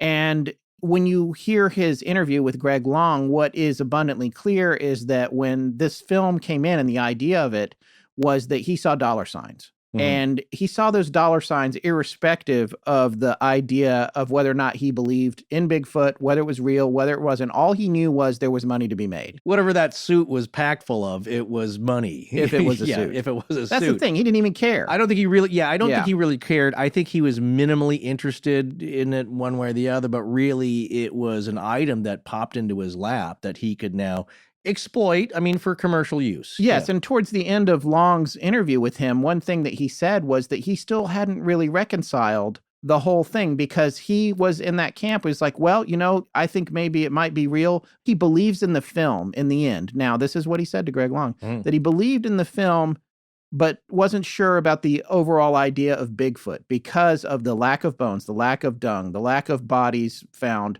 other kinds of witnesses. Also, he said, I've paved roads all up through the mountains around here with all my crews. I've been everywhere, never seen anything. Yeah. But he stopped short of saying that he thought the film was fake, out and out fake. So I think that's really interesting. But the point that I wanted to make here is that when we're thinking about DeAtley, it seems a whole lot like DeAtley kind of swooped in and said, okay, Roger, step aside. I'm going to take care of this. We're going to take this thing all over the country. And he did. And it was incredibly successful. And most of that money did not find its way to Roger. Yeah, talk about business people. You could say that Roger was a schemer, Roger Patterson, but he was more dreamer than schemer. Yes. DeAtley was the one who knew how business worked. For example, Patterson eventually sold conflicting distribution rights to the film, which then turned into a huge legal mess to sort out by those parties left with it. Yeah, it's like, okay, you have exclusive rights. Yeah. Oh, wait, you've got exclusive rights too, and you. Well, I don't think it was like the producers where they're overselling stock in a hit. because if Yeah. it was a hit, then they'd have to pay out. If it was a flop, then it gets canceled and you just lose your money, you lose your investment. So they try to create a flop and it backfires. I don't think he was scheming that way, in that he knew what was going on with the film and how distribution really worked. Plus, he's sick at this point. Yes. He's starting to get not sicker. doing well. Yeah, he's not doing well, and it's tremendously stressing, all the stuff that's going on, because he's getting flack, he's getting praise, he's getting interest, he's getting denials. He had Hodgkin's lymphoma, which came and went for him over the years. At some points, it was beaten back into remission, and then it came back, and eventually it is what killed him in 1972, only a few years after this took place. So you would think about him being concerned about his family and his wife and that sort of thing. And this is another thing that I want to say when you look at the history of Roger Patterson and the situation and the idea of him trying to make money off of it, and also the idea of sort of possibly being taken advantage of by members of his own extended family. That all seems plausible. And also there's nothing wrong to me with him thinking, after he got this and he saw this film, thinking, I'm going to be rich. I'm going to be rich. Wait, Roger, you mean? Roger, Of course. Yeah. This is going to be, look at this movie. I have evidence, the best evidence ever of a Bigfoot. If it's not a hoax, that's what he's thinking. And just because he's thinking that doesn't mean that he necessarily perpetrated a hoax. And also because he's trying to make money off of it doesn't make him a bad person or an untrustworthy person, although there's lots of people, and we'll talk about his character, We're going to the character assassination, which people have gone to great trouble to do with him. I do feel in a lot of ways like Greg Long's book works pretty hard at making Roger look entirely untrustworthy, almost to a point of aggressiveness. Well, as I say, if you can't attack what's in the film, you attack the person who made the film. Right. And again, I want to remind everyone, you can talk all you want about all the people that were involved in this project. That is anecdotal hearsay. And sure, you can interview them, and it's fascinating, and we love interviews. And hey, we've relied on eyewitness testimony ourselves in stories that we've covered. And we know that it has flaws in it. But in this story, what we usually don't get when we talk about a legend on our show or some folklore, we usually don't get hard empirical evidence that you can look at and use your senses to evaluate. And that's what the movie is. So in a lot of ways, you can talk to all these people. It's irrelevant to what the film itself reveals. Yes, except I believe that Daniel Perez, it was a good exchange here. And I think it was directed towards Greg Long. Daniel Perez, one of the greats of Bigfoot research here, living locally and who studied it. And one of the first, I believe, to compile all these facts. And local to LA. Dates and lives in Riverside, I believe, and was one of the first to compile this into a comprehensive timeline, which other authors then borrowed and looked to as being very definitive. So he was saying like, well, I mean, just look at it. It's like, if this was a suit, then our scientists today should be able to easily duplicate it. Why haven't they?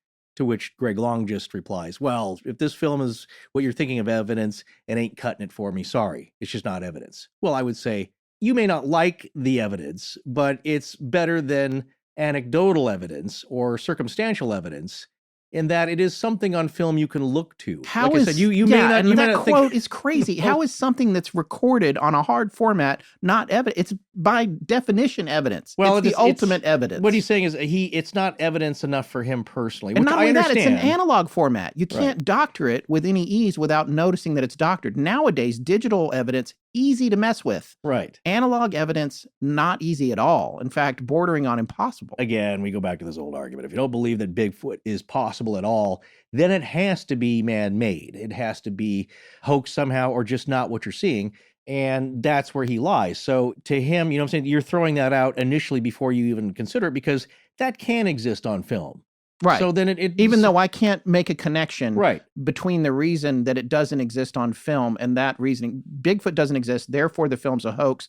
I'm going to fill in the gaps by making everybody who gathered the evidence look like a jerk. Well, yeah. That's how I'm going to do it. It's a philosophical argument in that if you can't analyze what's on there, or you don't accept it at all, then you look to the people that are around it, because that's another angle to attack it. And you're not attacking then what's on the film. You're looking at the likelihood of, could this be a hoax? Let's look at the people involved. Are they the type that would commit this kind of fraud?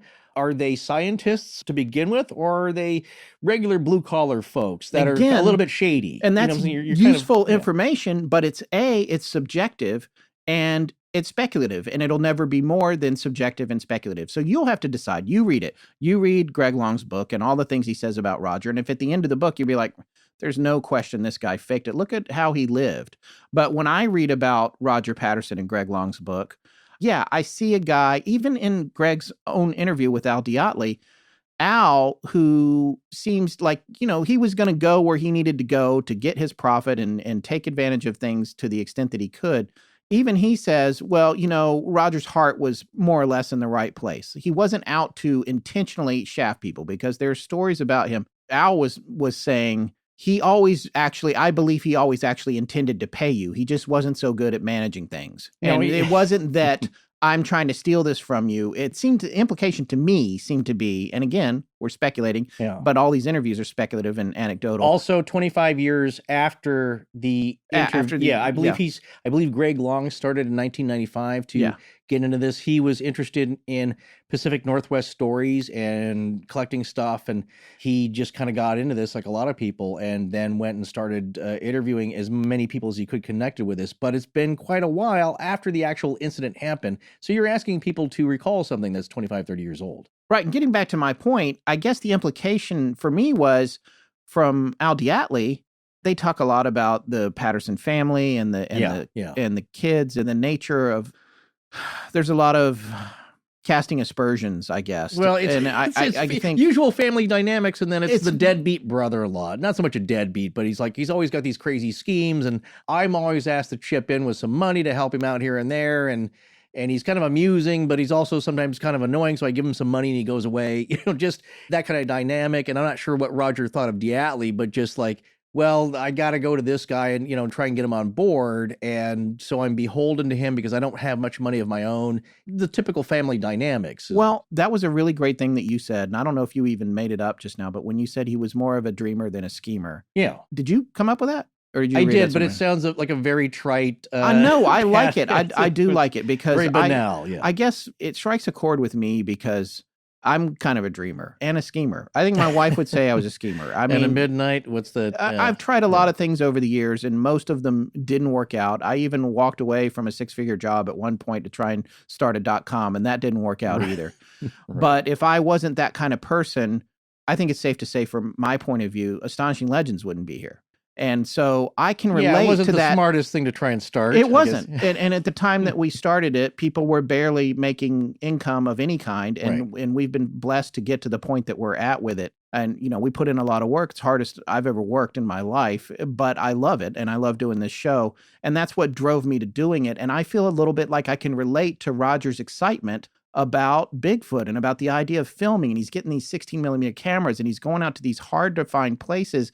And if he can't find the creature itself, he's still trying to document what it's like hunting for the creature. Mm-hmm. And I can see how he would be excited, and I can see how exciting it must have been, falling off the horse. Can you imagine that minute or two of activity and then filming and running and then not knowing what you got, and those ensuing, like we said, it's all played out pretty quickly over the following days. But the other thing that I've seen, and this is something that I've seen too, and this is another comparison, but because my wife works here in television and has for years and years, when someone comes along who has a good idea or something gets greenlit to go, the other thing that comes out of the woodwork is all the people who want to capapitalize on it, who do not and could not come up with ideas of their own to save their lives. But what they can do is take advantage of the person that had the idea. Right. And that's the other aspect of it. And it's one of the reasons that, at least up until now, we remain an indie show. We want to stay in control of what we're doing. So in the bigger picture, I relate to Roger, and I understand that maybe he did some questionable things. I never did that. I didn't borrow money from people. I've never did that. I didn't pay back. Yeah. I've never been arrested for renting something and hanging on to it too long or whatever.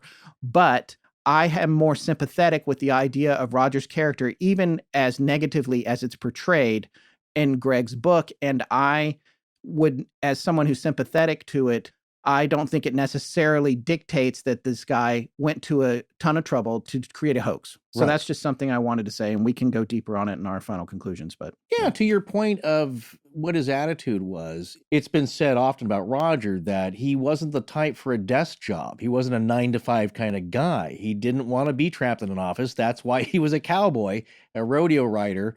worked outdoors, had, I think at one point he was trying to get pet goats for kids to ride and have Angora goats. Yeah, little which are- goats. And he made little tiny wagons, and Al DeAtley financed that. He made tiny little wagons because he went to a farmer's market type situation, or he went somewhere to a fair or a petting zoo, and he saw people and they were charging the kids to ride the goats. And so he came up with that. It reminds me of Kurt Russell's character in Overboard, the original Overboard, when he was trying to do the putt-putt place, and right. and it's kind of a ne'er-do-well, but he's like, here's this idea, and who knows, maybe he would have made business with the Angora goat. Yeah. Well, how many parents out there now, have taken their kids to a petting zoo? They exist. It's a business model that seems to work, or people wouldn't be doing it. But the other point I wanted to talk about in the independent person, the layman, the layperson versus the authority and the structured academic viewpoint. I believe it was Bill Munns that said this, or it may have been John Green. I can't remember who quoted this, that saying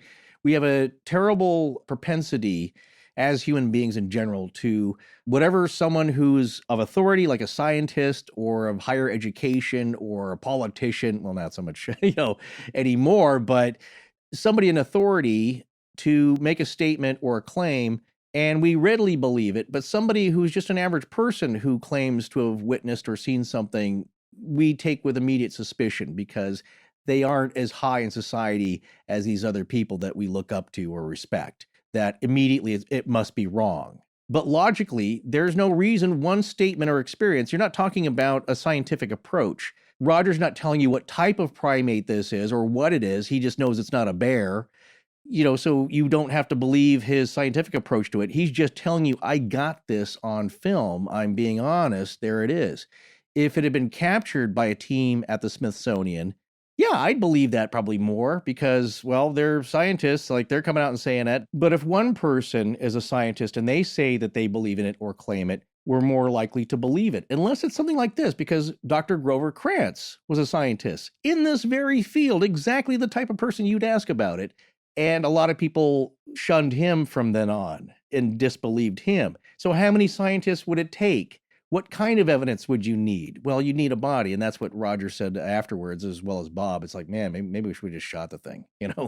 That would have settled it. But speaking of that independent spirit, though, and not going with the flow and having that kind of dream of wanting to make something for the world, and you end up by accident, or who knows, whatever you want to believe, you capture it, and you want to distribute it to the world. How do you do that? Well, this is the time before the internet where everybody has a show. Anybody can do a podcast. Case in point, you and I. Yes, that's one of the problems. Yeah, any moron can get some mics and put themselves out or there. Or two morons. Yeah, exactly. It takes two of us to even do the job of one person. But no, anybody can do a show. You can stream it from your phone. Back then, well, how do you get a movie shown? Well, as we said before, that four-walling technique is how you did it. And you didn't make a huge amount of money. Some films, of course, were very popular and made a decent living, let's say, for the people that were four-walling it or distributing it, or the very small company that was doing it. And maybe it was $1 million or $2 million over the course of their history, but not like the movie studios now. It certainly wasn't Netflix or Amazon Studios or Hulu or all these other streamers, which are now getting into their own production because that's profitable. So Roger did what he could, which at the time is four-walling, that term, where you take it yourself and you go and you are the distributor. And Patterson was doing his best to promote the film by giving broadcast interviews in the towns where the film was going to be shown. And then he also made appearances and showed clips on some major TV talk shows of the day, including The Tonight Show with Johnny Carson. You remember that? I know. Remember? Of course I remember that. But a lot of young folks don't even know who that is. He passed away before they were even born. So amazing show. Yeah. Well, the Merv Griffin show, that was another huge one when I was a kid. This one was a little bit before my time, but I have seen clips. Is Joey Bishop's talk show. So people who are late 50s, early 60s and older might remember that one.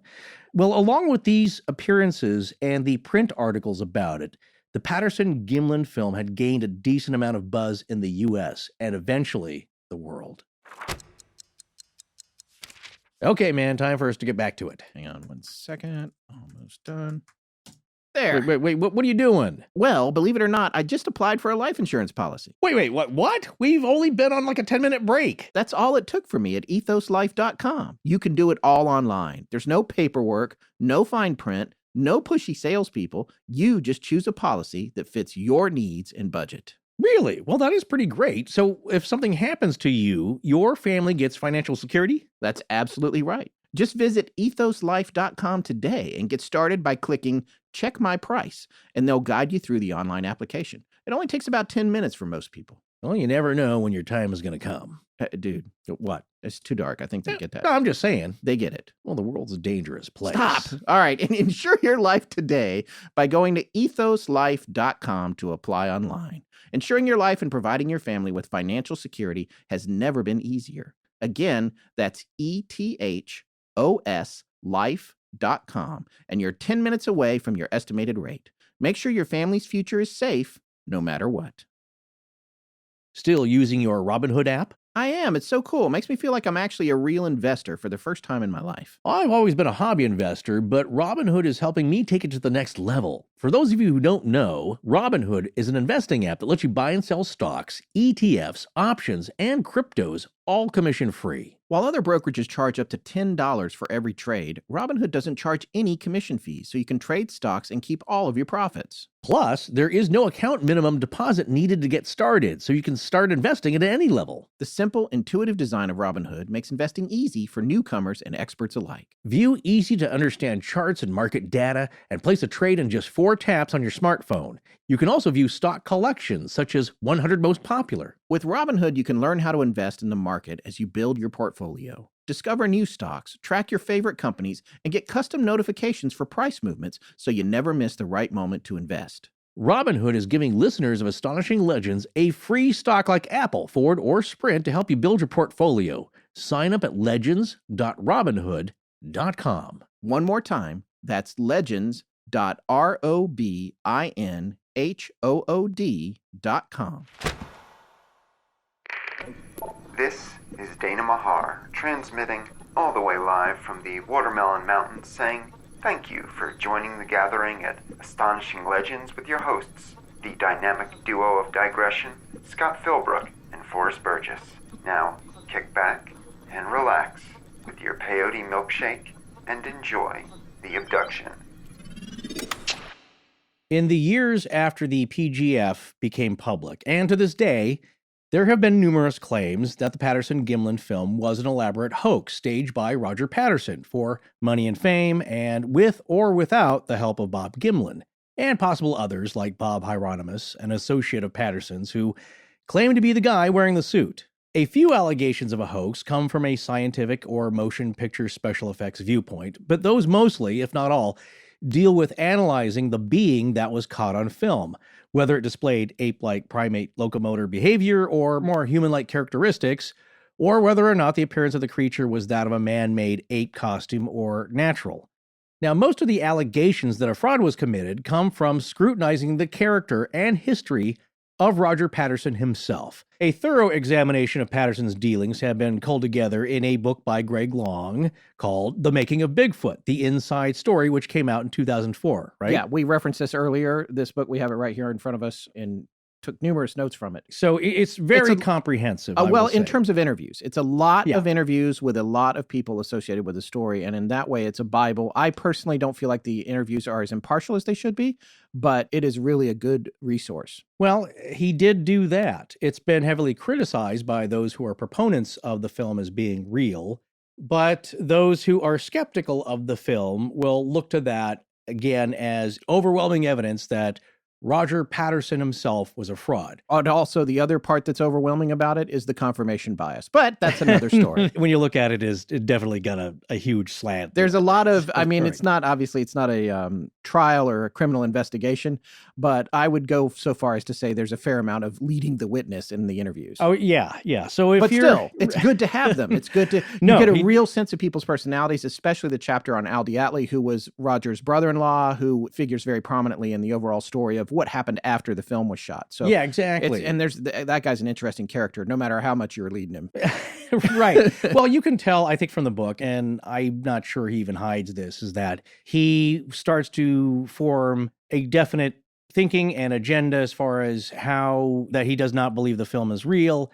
And then the questions thereafter kind of steer people towards that. But if that's your thing, so be it. It's a good resource anyway. You should look at every side, we believe. Well, Greg Long, at least at the time, was a technical writer for a tech firm, and he started collecting years of interviews of Patterson's associates and circumstantial evidence starting in 1995, which generally led him to the conclusion that Patterson was a con man, a charlatan, a shady schemer who was out to hoax a staging of a Bigfoot sighting and then get rich off the film. A carpetbagger.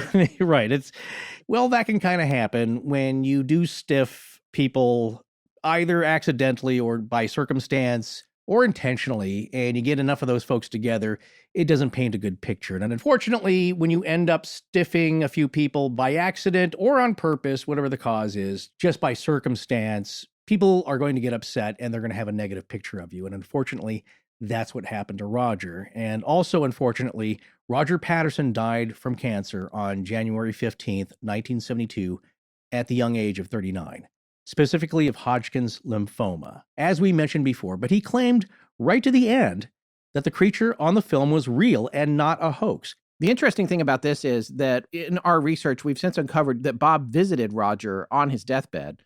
And when Roger was near the end, all he was talking to Bob about was getting tranquilizers and going back out there and getting Patty and tranquilizing her and bringing her out so the whole world could see. And again, if he's perpetrating a hoax, he's taken that right up to his dying breath. I just want to make that clear. You can always see both sides of it. With Bob, by the way, who was with him. The sole other witness to this incident. And what I was going to say is that the critics will still say, well, there you go. He just wanted to do it again, make more money. He knows he's dying. He just needs more money for his family.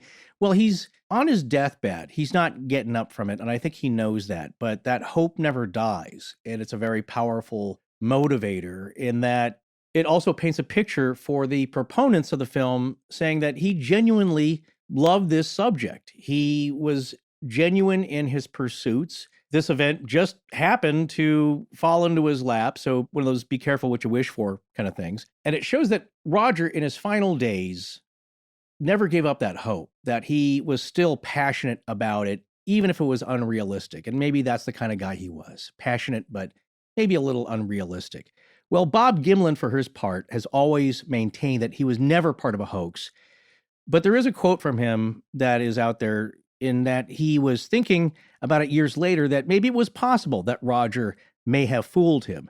And that ended up in a 1999 telephone interview for the show The X Creatures, which is a BBC show.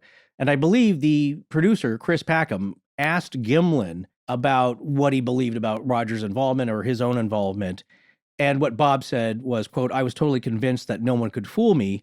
And of course, I'm an older man now, and I think there could have been the possibility of a hoax, but it would have had to have been really well planned by Roger." So that's the quote you'll see out there on the websites and the literature. However, we spoke to Bob just recently and asked him about that, and he clarified. He said, well, that was a long time ago, and it was just kind of a thought I put out there. So it's not exactly out of context, but it's just a thought. And he said, I don't feel that way now. That Bob totally believed what he saw that day and does not believe that Roger ever hoaxed him. But back then, in 1999, he was an older man, of course, than when the sighting occurred, and he'd given a lot of years to think about, and he wondered, like, all right, well, I know what I saw, but maybe it was some kind of elaborate hoax. I don't know. And in the years since then, he's settled on his beliefs firmly, and that's why he's coming out now to the public, giving his opinion after all these years. The other thing that I think that points to pretty clearly is that if he was considering that in 1999, what he was saying, even if he's changed his mind about it, was that as far as he's concerned, it was real. And if it had been a hoax, it certainly didn't involve him because it would have had to involve Roger tricking him. Right. I want that to be clear. If there was a hoax going on, the only way in Bob Gimlin's mind that he could have entertained the idea of it was that Roger did it and he didn't know it. And I think that makes it pretty clear that Bob is not part of a hoax, no matter what, whether Roger hoaxed it or not. Yeah. And of course, we'll talk about that. That's just something to remember when you're looking at the bigger picture of Bob Gimlin's position on the film. Yeah, and that's his testimony, and so you have to believe him. But I believe if you ever get the chance to speak to Bob, you'll know right away. But getting back to Roger, because of the fact that Roger was dying of cancer, some of the more cynical skeptics argued that he hoaxed it all because he knew he was dying of cancer and he wanted to leave some money to his family to help with the medical bills and expenses after he was gone, since his years-long quest for Bigfoot and trying to showcase the film had exhausted most of his savings. Now, neither Patterson nor Bob Gimlin made much of any money off the sighting and the film, and in a sense, it only caused major problems for the rest of their lives.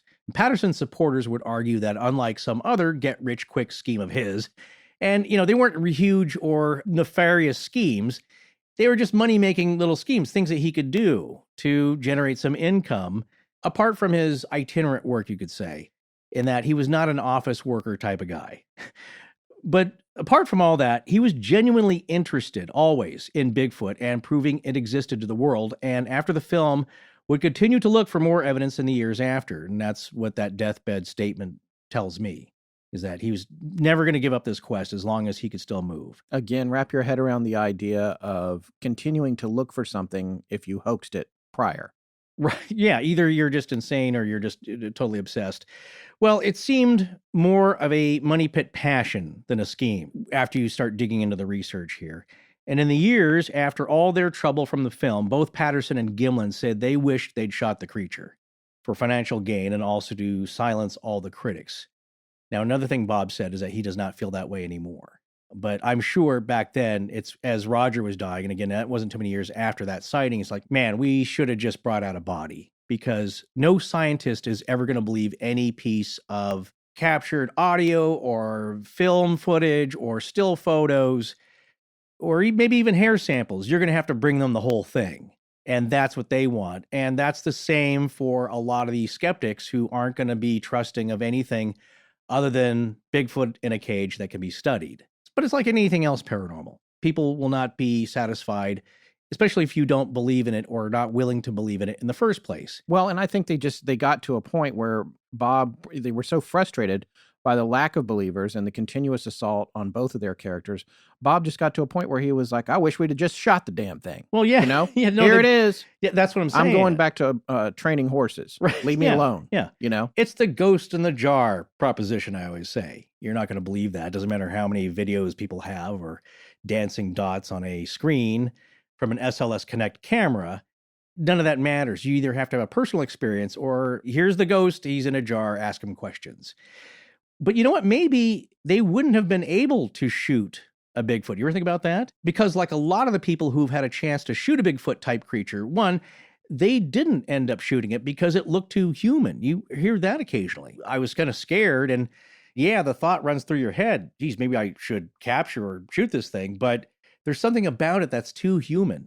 And it freaks people out. And I think that's why some people don't believe in Bigfoot. Well, yeah, if you don't have a propensity for murder, you're going to have a hard time shooting something, a creature that looks or seems to be acting human. Yeah, especially no when matter how hairy it is. Yeah, it's not especially if it's not attacking you or provoking you. It's just it's kind of just walking away or doing its thing, or maybe it's throwing rocks at you, but it's maybe not enough to be shooting at something.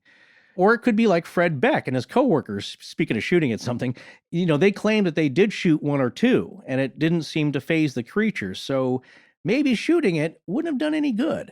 Anyway, the circumstantial evidence and testimony against Roger Patterson's character and behavior is an attempt not so much to disprove what you actually see on the film, but rather point out the likelihood that he was the kind of guy who would and could perpetrate such an elaborate hoax. Keep in mind, there were and are very few mainstream scientists that would even entertain analyzing the PGF itself, and therefore, there are very few detailed and thorough, serious analyses of the creature on the film. Yeah, we said this before. It's much easier to attack the person than the film. And there's very few people knowledgeable and skilled with technical expertise in this area about biomechanics and primatology that would give you a serious critique of what's on the film. Most won't even bother with it. So that was frustrating to Roger, but it's also frustrating to people who take this matter seriously, in that they don't debate what you see on the film, or they dismiss a few things with some pat answers without really studying it like a lot of the scientists did back in 1967 into 68. Well, they have this position, well, Bigfoot can't be real, therefore the film isn't real, so all we can do is talk about the people that shot the film. However, the counterpoint to that, and Bill Munns has this opinion, and you'll be hearing from him in this series, and I have this opinion as well. I agree with Bill about this. The counterpoint to that is the film is the only thing that matters. That is the hard empirical evidence of what happened. It doesn't really matter how it got shot, who shot it, beyond using that information to determine whether or not it's a hoax. The only thing you should be analyzing is the film itself. Right. And because that is the empirical evidence. That is not an anecdote or hearsay or a character assassination of the guy who went out and shot the film. Then mostly what you end up with as critiques or debunking even of the film is then you go after Patterson himself because he's low-hanging fruit in that sense as far as character assassination attempts and looking at his past dealings and people being dissatisfied with it. And that's basically what Greg Long did. And I believe you should look at that. You shouldn't dismiss it. That should be taken into account, but not as the main focus. It's just one part of this story here. And the main part should be what is actually on that film.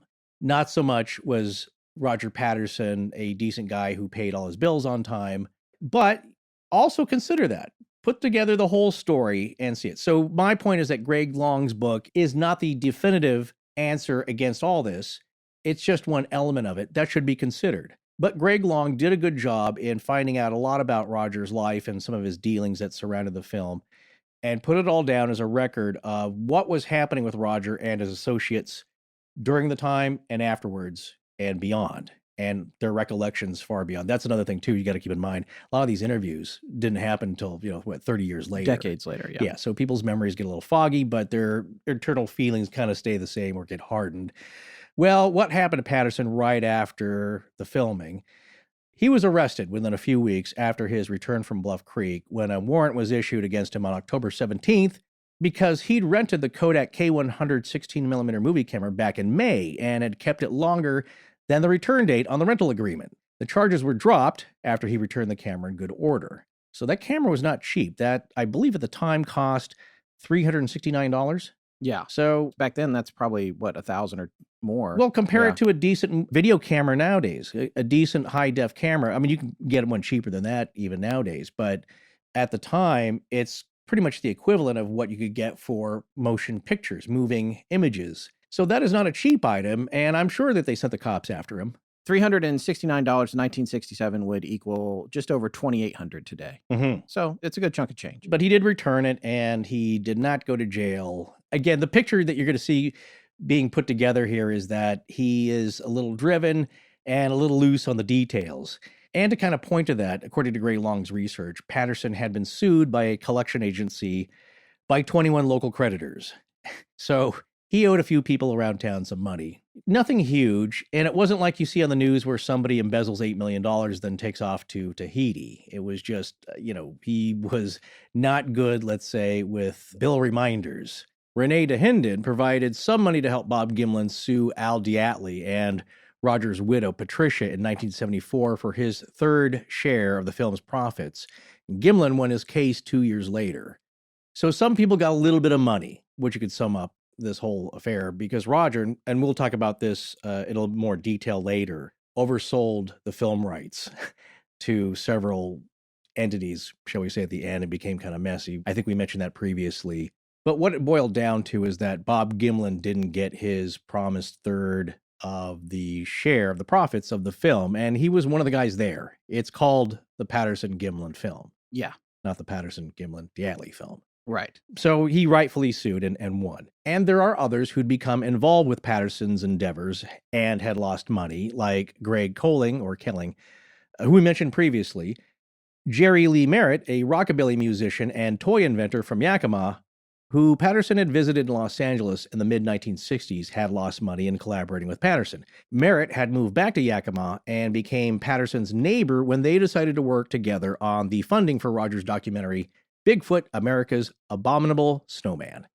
They both traveled down to LA to try and raise funds, trying several kind of wacky things, like trying to ask cowboy film star Roy Rogers for help and trying to sell Patterson's pony ride to some theme parks, but none of it came with much success.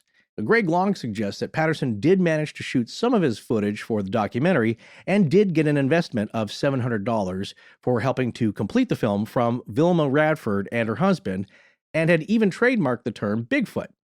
There you go. He's got the trademark or I guess the copyright on that name, but it doesn't seem like they pursued copyright infringement with that. However, it seems most of the bigger investors in Roger's film were not interested. Now, Vilma Radford said Patterson made out a promissory note to repay her $850, and in addition, a 5% stake in any profits from the documentary for that $700 investment, but she says she never saw any money in return. These are small amounts, piddly amounts, but if you did loan him $700 back then, it's a decent sum of money. You'd want it back. You saw nothing. And so he was indeed a little bit flaky. But Patterson himself got hoaxed. According to Grover Krantz, some years after the incident, Patterson got a letter from a U.S. Air Force serviceman claiming that a Buddhist monastery in Thailand, where he was stationed, had a Bigfoot-type creature locked up. Well, Patterson had contacted Ron Olson. Remember, he was the guy who took over Roger's Bigfoot Research Association.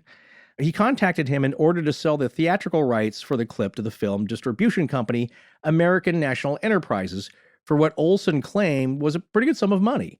And this was in order to get funds to travel to Thailand to retrieve the beast. Now, I'm not sure how he was going to do that, but that was the plan. It's like, I guess he rides coach. How do you cage on a boat? Just like how do you? I guess so.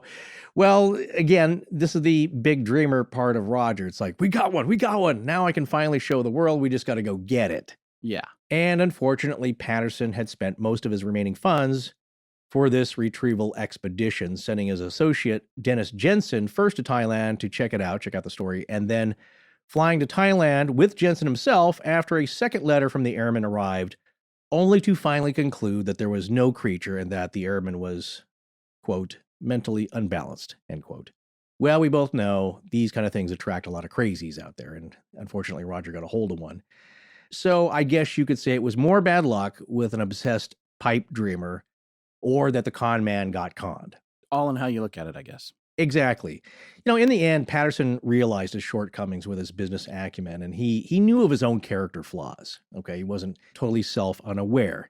Patterson had said to Renee Dahinden, Renee, I'm the worst possible guy this could have happened to, which tells you a lot. I find that actually a pretty compelling statement because he's acknowledging that he doesn't have the best reputation for repaying money and for getting funds back to people, but he also is saying the reason that it's bad is because for him, he might be saying this is real and no one believes me because of my past. Oh, yeah. No. So he's trapped in his own image to a certain extent. It's a weird, ironic, vicious cycle, take your pick, that only people with this kind of charisma, it seems, or this willingness to put themselves out there and chase these kind of things actually get much done. They're the ones out there doing the work. Because people who are buttoned up bank managers or whomever that have regular proper jobs and are upstanding in the community. They're not riding a horse into a remote area with a film camera. Exactly. So it's this type of person that Roger was.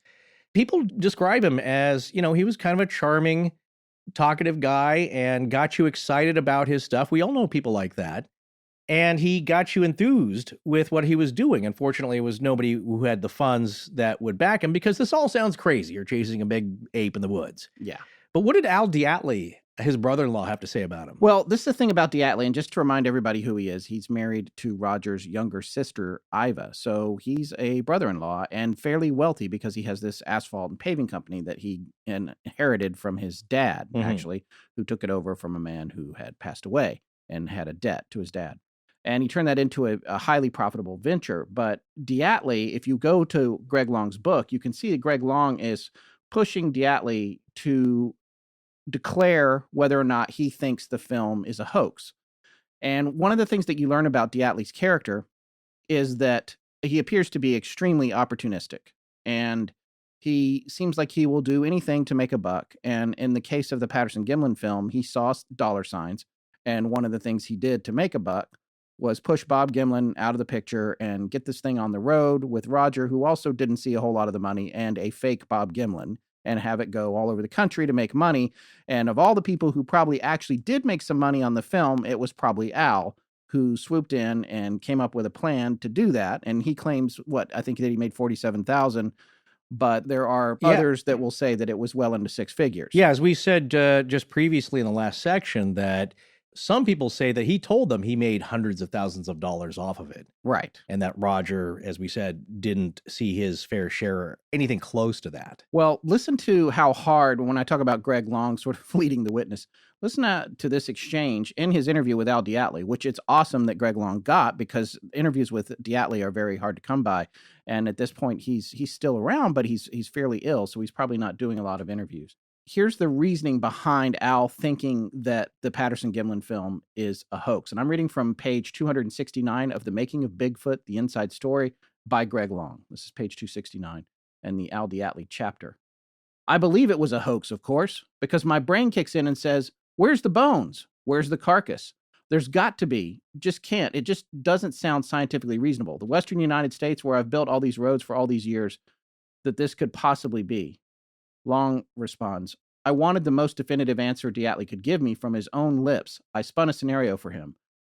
Quote, if I came back a year from now and said, do you think that footage is a hoax? If no new information arose about it, would you say, yeah, it's most likely a hoax? DeAtley replies, I've said that from day one. I don't think I've said it's a hoax. What I've always said is that I don't believe they exist. Long responds, but do you think the footage is a hoax? I persisted. I felt anger rising in my throat. And this is my point about Long. This is Long saying this. Yeah. He's angrily trying to get Al DeAtley to declare that the film is a hoax, which he clearly is not wanting to do for any other reason other than there's no Bigfoot bodies, which is completely unrelated to the film itself and Roger Patterson. Well, he develops a agenda for the book that the film is a hoax and Bigfoot is not real. At least not real in this film. And here's another quote from Al. You're trying to tell me, you're asking me if I think it's a hoax. I'm just telling you I don't know whether it's a hoax or not. I don't believe in Bigfoot. It could be a Bigfoot. I don't believe yet. Now you're going to have to find me some bones. You're going to have to find me some meat, you know? You're going to have to show me more evidence. Greg writes right after that, I inhaled and controlled my mounting frustration. That's kind of all you need to know about how these interviews go. But in this last section, DeAtley does say, and I don't want to be accused of taking this out of context, DeAtley does say, yeah, it doesn't mean it's authentic. Knowing Roger as I know Roger, he would not think it, even though he loved this phenomenon. He believed in this phenomenon, no doubt about it, but I don't think he would claim it to be morally wrong to fake it, to make enough money to prove it. He wouldn't fake it for the profit of faking it because he believed too much. And he didn't take any of the money he made and increase the standards of living for him or his children. He spent it all on proving it.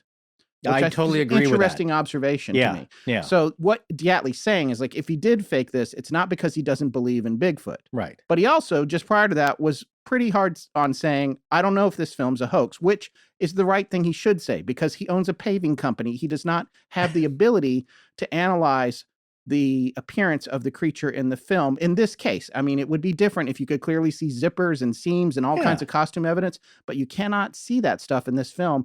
And Al DeAtley is frankly not qualified to determine whether or not it's a hoax beyond any other reason than being led by Greg Long to cast aspersions on Roger's character because Roger was loosey-goosey and flighty and liked to borrow money and do crazy schemy things and didn't always pay people back. Yeah. But the other thing that Al said in this very same chapter was he said, you know what? He always intended to pay you back. I never believed that he was fleecing anyone. He says that right in this book. Al DeAtley, who was probably the most critical guy of Roger in the book, he says he never set out to rip you off. He probably in his mind thought he was going to pay you back. He just didn't get around to it, which was kind of the sense we got from being around Bob Gimlin as well. It's just kind of like, well, Roger's Roger. We all have friends like that. Everybody's got the friend that comes over and eats all your Cheetos and tells you he's going to get you another bag and never does. Right. So there's that thing. But I just wanted to point that stuff out because there's a really important human component to this story, and you have to understand the nature of all the players to get the big picture. Exactly. And as far as believing or Al DeAtley's stance on whether it was a hoax, you can tell he starts off the comment saying he does not believe it. He doesn't believe Bigfoot can exist. He has no proof. I mean, he's saying he would accept proof if it were delivered, but it has to be physical. He has to see it, bones or meat or whatever. But he's starting off, it's impossible. And if you take that stance starting off, then whatever you see, which is not bones or meat, has got to be put into question. Yes. Probably fake. So yeah, he's telling you right off, he's not going to believe it if it is a film, essentially. Right. Point two is that Greg Long is kind of doing a Kevin Nealon as Bob Walters skit. Right. Remember that takeoff? He's trying to be Barbara Walters, where the key to the interview is getting you to cry. Yes. And so he'll do anything he can to get you to cry. Yeah. And shed a tear. And then he turns to the camera wryly and kind of gives you a knowing smile, like, say, got you to cry. Because I think the obvious payoff for that book is that it does point to the likelihood that it is a fake, because look at all these things that Roger did. So obviously, the film has got to be fake, because he also found some circumstantial evidence that maybe Roger had faked something before. So I think it's fair to say Greg Long's position is, take a look at this guy, Roger. He is exactly the kind of guy that would hoax something like this. Therefore, most likely Bigfoot doesn't exist, it has to be a hoax, and this is the guy who did it. And I think that stance can be fairly summed up with his book. And there's the additional component that just by the nature of that approach, he's ignoring the film itself, just for the record. That takes technical scientific skill, which is not the realm of most of the skeptics. There are some, of course, which we'll take a look at later, who are scientifically knowledgeable about this kind of thing, who raise questions, and fair ones, who've actually taken a look at the film. And we'll look at that coming up. But for right now, most of the negative associations and dealings come from the documentation in Greg Long's book with his research and extensive interviews, and there are no shortage of people who knew Patterson who felt that, after dealing with him, he was nothing but a con man and a liar. Now, some Bigfoot researchers like Jeff Hilling and Bill Munns, they would claim that Long's book is not much more than character assassination, and they're not afraid to tell you that, because we've heard an interview. Well, yes, I've heard 2 interviews, both with Hilling and Munns now. Now, if the book accurately states what people who dealt with Patterson thought of him, then it is what it is. But like what both of those researchers conclude, in the end, it doesn't matter, because Patterson could have been all of that. And it doesn't change what was captured on film. And that's what should be analyzed, not his character.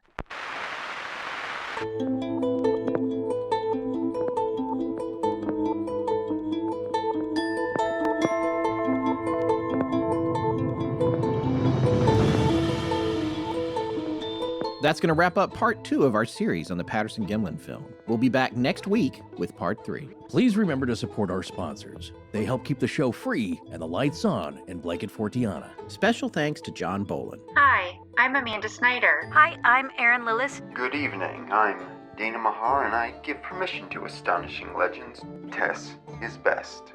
Tess is best. Our show is edited by Sarah Voorhees Wendell and co-produced by Tess Feifel, who is also our head of research. Our theme, which is available as a ringtone, was composed by Judson Crane, and our sound design and additional composing is by Ryan McCullough. Special thanks to the Astonishing Research Corps.